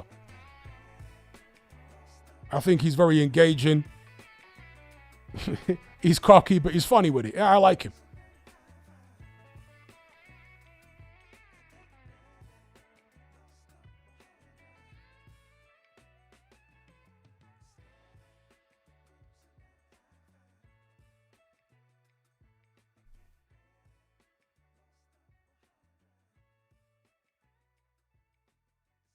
Scouse Farm says, a lot of people seem desperate for this kid to lose, and it's ridiculous. We finally have a genuine prospect who is incredible at such a young age. It would be nice if British boxing fans supported him. I mean, for me, it's not an issue if people don't support him. I don't think so personally. But there's a difference between not supporting someone and actually hating them, being desperate for them to lose. I don't understand why there's so many people that seem to hate Atalma and are desperate for. I don't get it. It's a weird mindset and mentality. He hasn't done anything that would warrant that. You know, there are fighters that come along and they start misbehaving, let's just say that, and damaging boxing to such an extent that you're like, you know what? This guy needs to lose. The way he's carrying on, cherry picking, holding belts hostage, calling people out, but then not fighting them, ducking and diving. This guy needs to lose. Itama is not that. So why people are so desperate for him to lose, I just do not understand. It's very, very strange.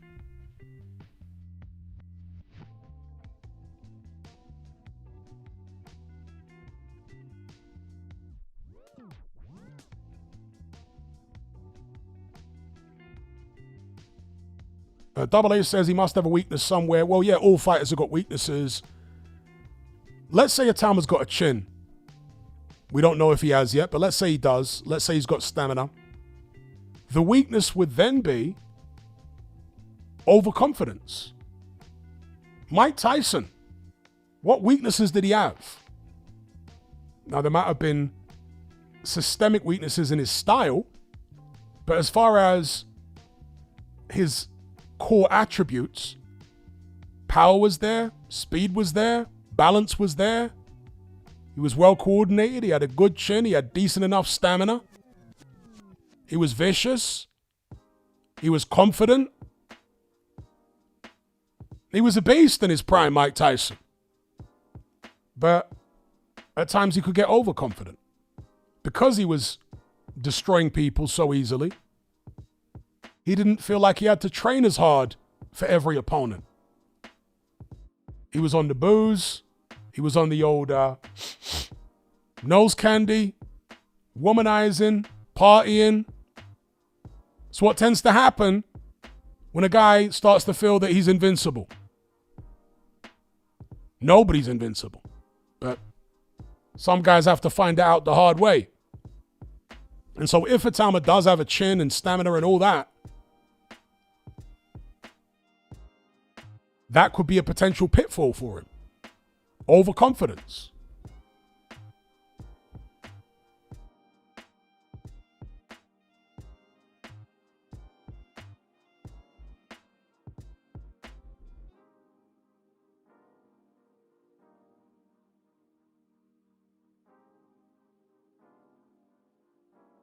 You know, I'm interested regarding, shout out to Omar.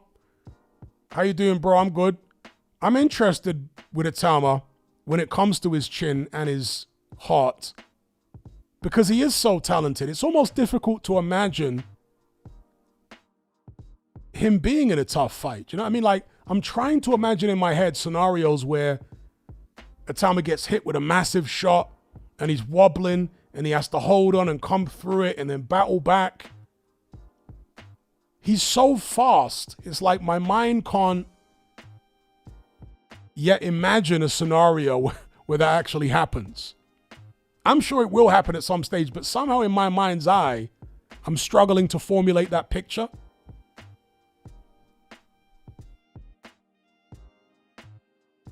You know, I remember before David Price was beaten by Tony Thompson, there was some good banter in my Facebook group at the time, and even in the comment section of my YouTube videos.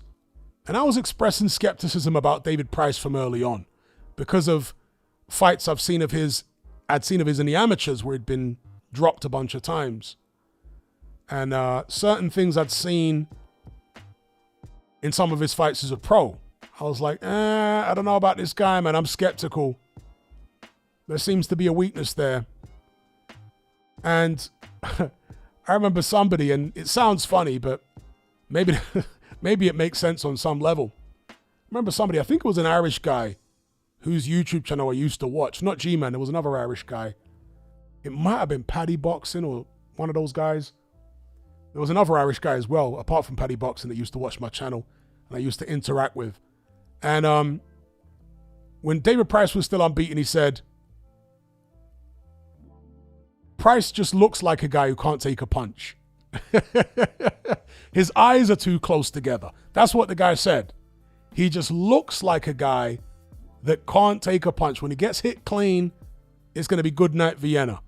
His eyes are too close together. The way his head looks and everything. No, this guy can't take a shot.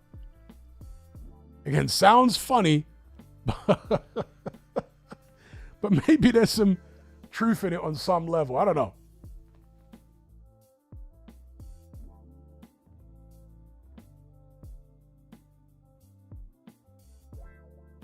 With Itama, does he look like a guy that can't take a shot? You know, there are some guys that are very deceptive. There are guys who look like they can take a shot, but they can't. And there are other guys who look like they can't take a shot, but they can. So you really should never judge a book by that particular cover. I mean, Andre Berto, if you'd never seen him dropped or hurt before, you'd think he could take a shot. Powerfully built guy, short, thick neck. You think, yeah, this guy'll take a shot. But he was one of the more chinny guys in the welterweight division. He couldn't take a shot. So there are some guys who look like they're really physically robust, but they're not. And there are other guys who look frail, but they're really, really tough. I mean, Gerald McClellan had a tremendous chin, but he was a really slim guy. And he wasn't even like a guy that was slim but muscular like Tommy Hearns. Gerald McClellan was just slim and there wasn't really much muscle definition there at all. But his chin was tremendous.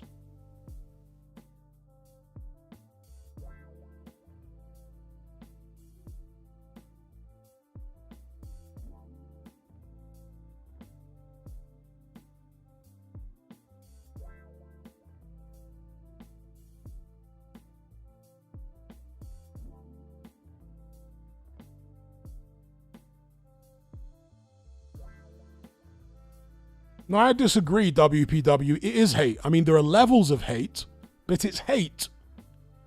Like when people are saying they're desperate, they're praying, they can't wait for Itama to get knocked out.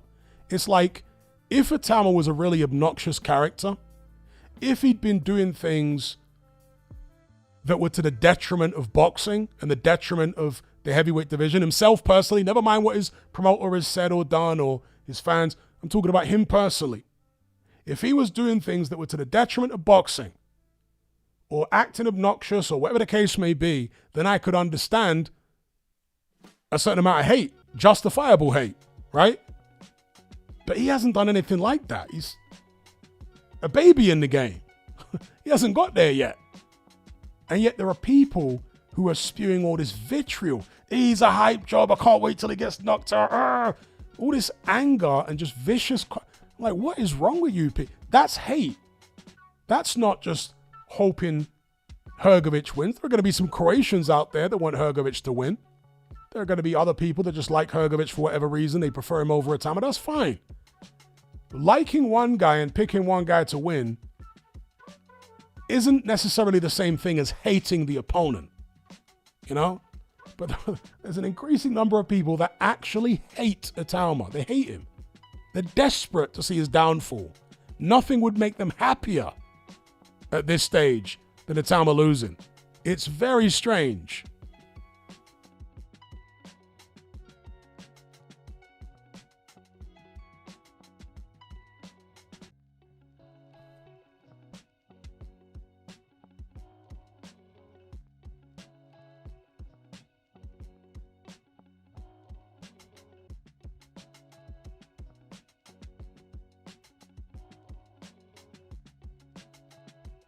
Yeah, Itama's brother, Karol Itama, I think he's retired now. He didn't have much of a professional career. He got knocked out badly. And again, some people have cited this as their reason for thinking that Moses can't take a punch either.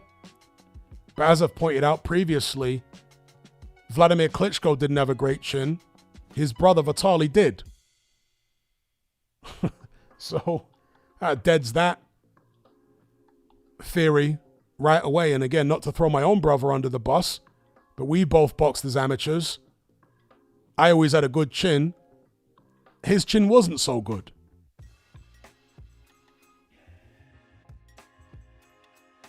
And to flesh out that point even further, Itauma, Moses that is, not Carol, his brother, is better than his brother, superior to his brother in basically every aspect. Pound for pound, he's faster, he's more athletic, he hits harder, he's got better ring IQ, better punch variety, he's more explosive. So from a physical perspective, he's better than his brother in all these other areas.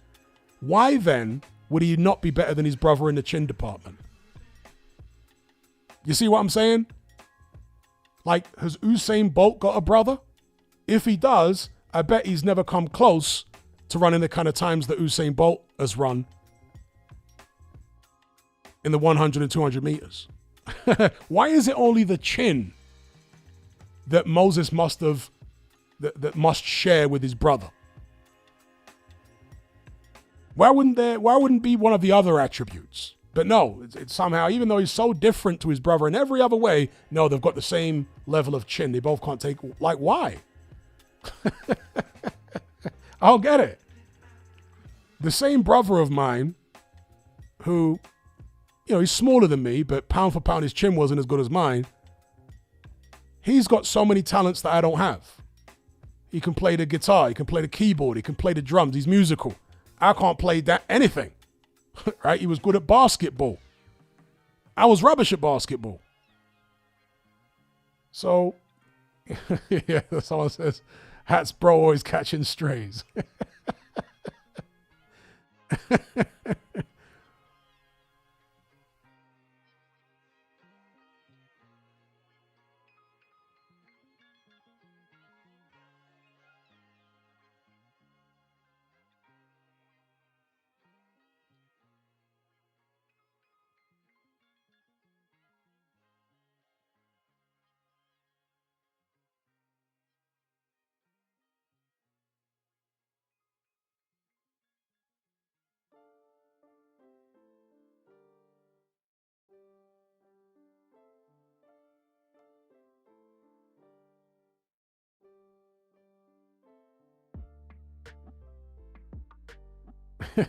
Boxing Uncensored says, the eye spatial distribution theory is wild.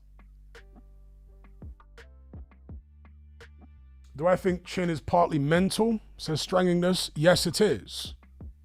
It is partly mental.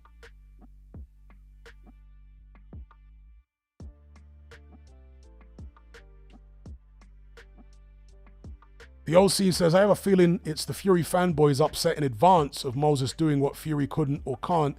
It's like I said in a video I uploaded earlier on today. For some of the Itauma haters, they are afraid that Itauma will eclipse their favorite fighter. They're desperately frightened of that. And with the Fury fanboys, that motivates most of what they do when it comes to shouting down other heavyweights. They always do that. You know, the guy who commented on one of my recent Itauma Hrgovic videos was so psychotic. I didn't even mention Fury in that video. He turned up in the comment, oh, you were fanboying for AJ, now you're fanboying for Itauma. Fury's the man. Fury. If it wasn't for Fury, none of this would be happening. Fury would toy with Itauma. Like, bro, calm the hell down. This is not even about Fury, this video. Why are you bringing Fury up? If you want to talk about Fury, go on one of the videos where I mention him, where Fury's in the title, right? Fury won't even mention in the video. This psychotic fanboy turns up. He's so upset that Itauma's now getting limelight, which in his mind is then taking limelight away from Partridge. those Fury fanboys, they're like cult members. They really are. They never criticize Fury in any way. Never. No matter what he does, they'll find some kind of flimsy justification for it. Them men are so weird. And again, that claim that if it weren't for Fury beating Klitschko 11 flipping years ago, none of this would be happening. What are you talking about? It's as if, so if what he is suggesting had any validity to it whatsoever, then it would mean that he thinks Vlad would still be champion now, holding the division hostage at the age of 50. It literally makes no logical sense what the guy was saying. Well, you're saying that Vlad wouldn't have lost to someone else sooner rather than later anyway? And Fury was just the first guy to get to him? Because that seems far more logical. Like, Fury beating Vlad was Vlad's penultimate fight. He had one more fight against Joshua, then retired. So the division was going to open up anyway, Fury or no Fury. Vlad wasn't going to be able to go on forever. He was going to get beat. It was just it was a matter of not if, but when. Either he was going to retire in the next, 18 months, or he was going to get beat. One of the two. The belts were going to get scattered, Fury or no Fury. So what's going on right now in the heavyweight division, this revival of the division, was inevitable. But these Fury fans are so psychotic. They think that even a Talma, who's emerged on the scene damn near a decade after Fury beat Klitschko, he somehow owes Fury everything. I mean, these people are so nuts, man. These people are actually nuts.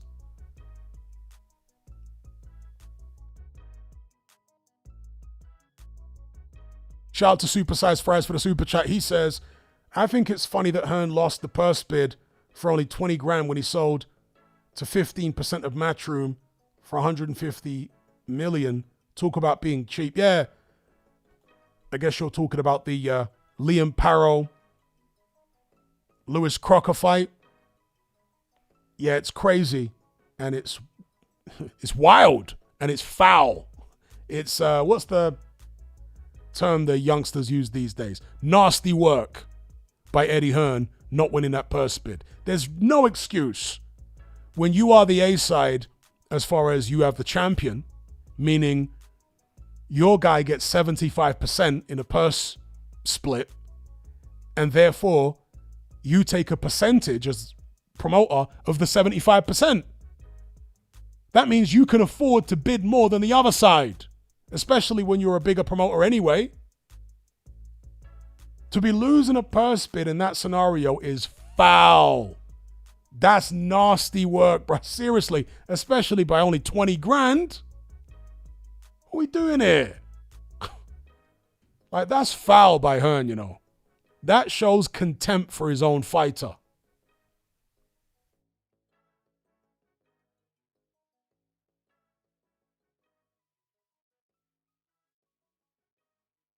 The OC says, aren't they sealed bids, though?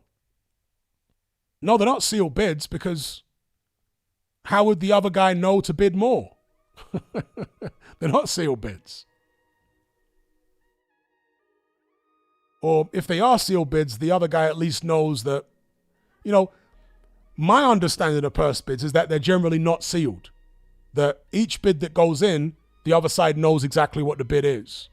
Has it changed since? Okay, let me roll it back for a second and say, I'm not certain. But either way, Eddie Hearn was at a massive advantage in the situation. He's going up against the promotional company in Australia who don't even have a fraction of the capital that he has. He's got the champion, Eddie Hearn, meaning in a purse bid, his guy gets 75% of the money, so he takes a percentage out of that 75% of the money. The challenger is getting 25% of the money, meaning his promoter only takes a percentage of the 25. So Eddie Hearn had every advantage in the purse bid. For him to not win it is crazy, bro. Even if it was sealed bids, and I suspect it weren't, but even if it was, it's crazy. Because the other side would have had sealed bids too, right? They don't know what Eddie Hearn's bidding, potentially. They don't have as deep a pockets as he does. And they stand to make less from the fight. Because they're only getting a percentage of the challenger's purse, which is 25%. So whichever way you slice it, it's foul for Eddie Hearn to lose that purse. That's foul, bro. That's nasty work. That is nasty work.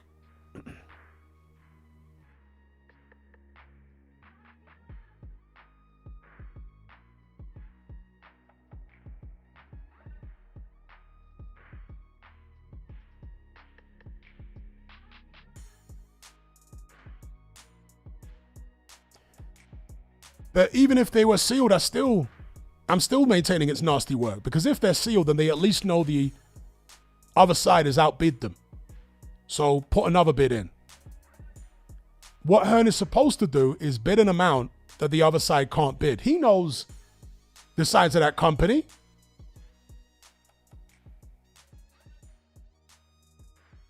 He knows they're minnows in the promotional game. He's got a world champion there in Lewis Crocker. Like Eddie Hearn stands to make far more from the fight if he wins the bid than the other side does.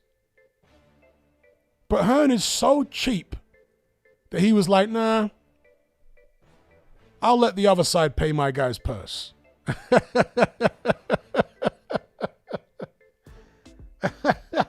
I'll let the other side pay it. Because ultimately, I mean, they could have done a deal. You know, they could have done a deal.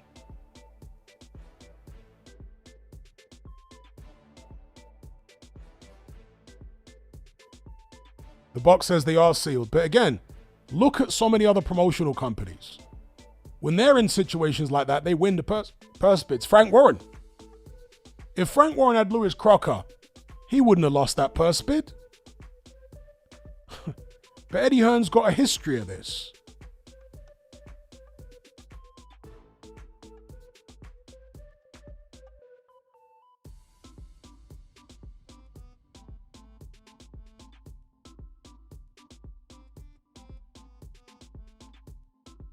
He basically hung Crocker out to dry. He hung him out to dry. And I'm sure Crocker won't be getting any phone calls now from Hearn.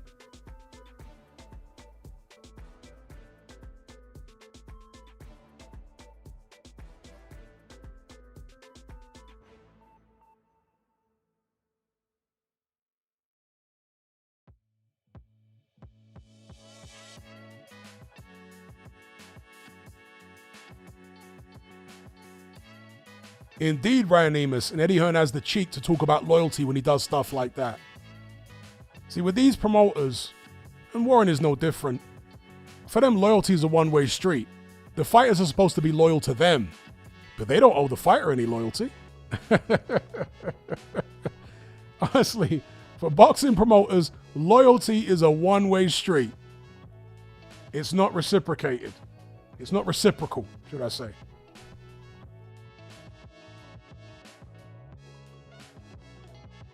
Mark says if he doesn't see a long-term future with a boxer, he deliberately loses bids.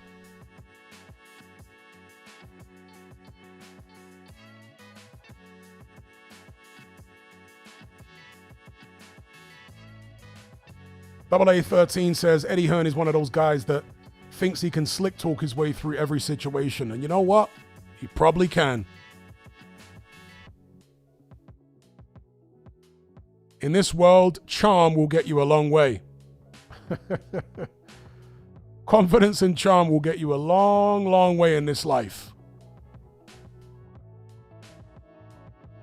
You can disarm people.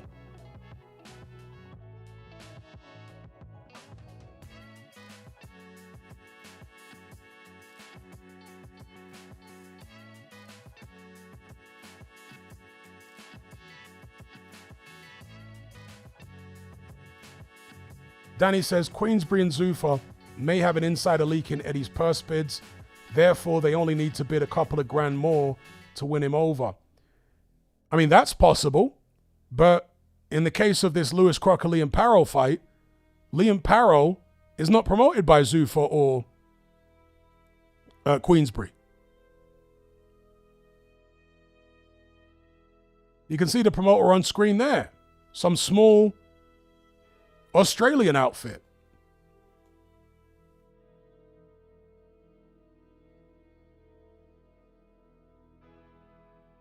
No Limit Boxing Promotions. Trent Rose. And George Rose. Matt Rose. So it sounds like a family business. Right, a small Australian outfit. Did they have insider trading information on what Eddie Hearn was bidding?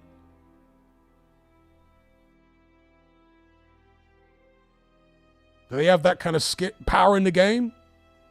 I wouldn't have thought so. With the likes of Warren and Zuffa, yeah, that's more plausible, but with a small promoter like that?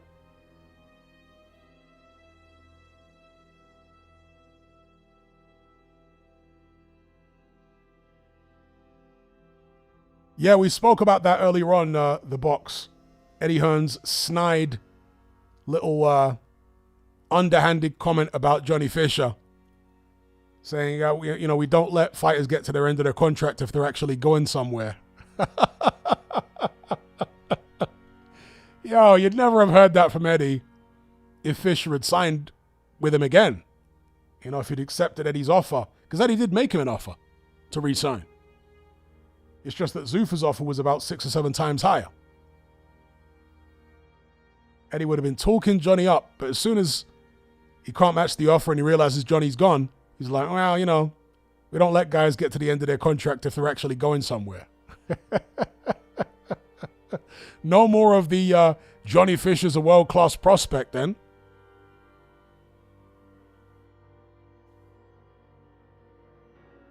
AA13 says, I watched the No Limit card. It was actually decent. Dempsey McKean's fight was crazy. No defense whatsoever from either guy.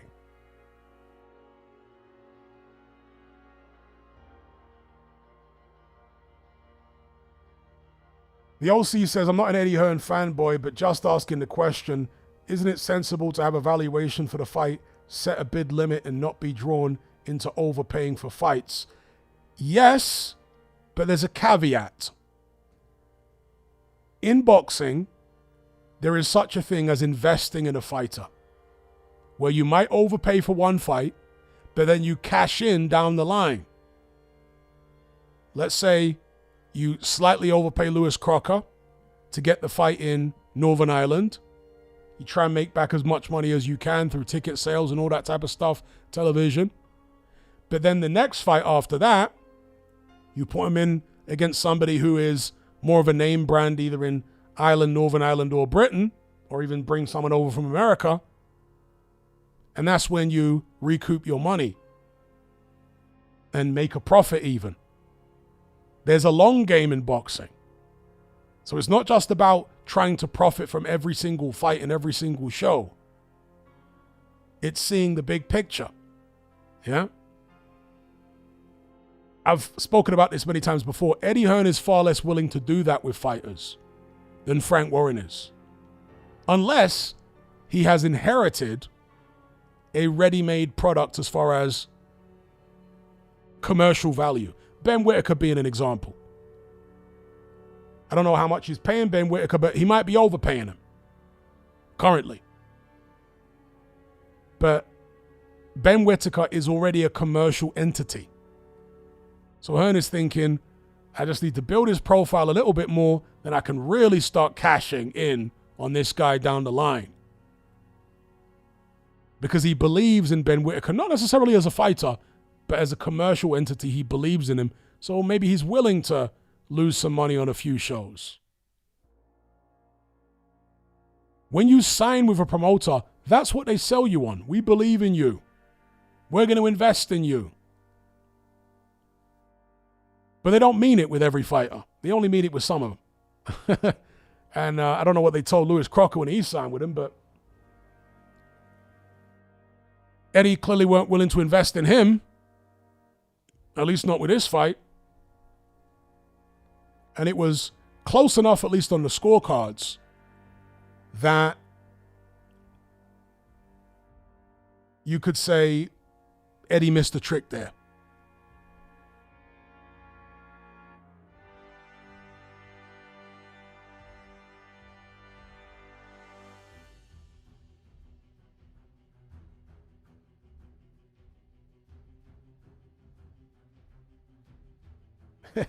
James Clifford says, you never see a boxing promoter stand up at a press conference and say, I want to thank a particular boxer for the opportunity and signing with us. You know, Eddie Hearn might have said something close to that when he was with Canelo, because he was really licking Canelo's boots. But he might have said something close to that during the Canelo years, possibly. Don't quote me on it. But yeah, generally you don't hear that. And that is the actual reality of the relationship, especially when you're dealing with a fighter that is a commodity. It's not the promoter giving the fighter the opportunity. It's the fighter giving the promoter the opportunity. AJ being a perfect example.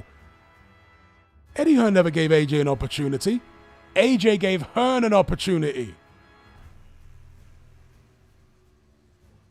AJ wasn't scrambling around begging promoters to sign him, was he? No, it was the opposite. Promoters were banging down his door to sign with them. He gave them an opportunity, not the other way around.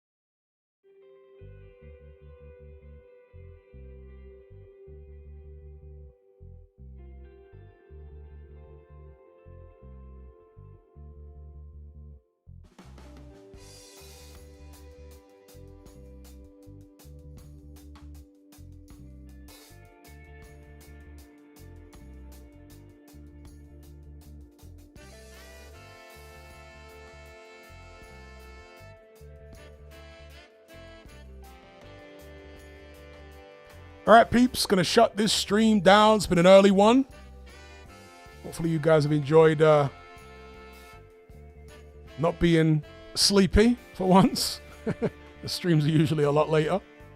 So yeah, we'll shut this one down. I'd like to thank each and every one of you for joining the conversation and give a special shout out to all those who donated via Super Chat.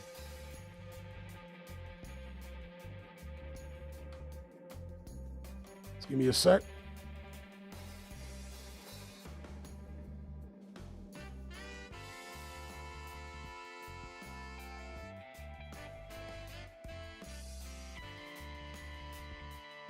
So the Super Chat donators were James Clifford, big up.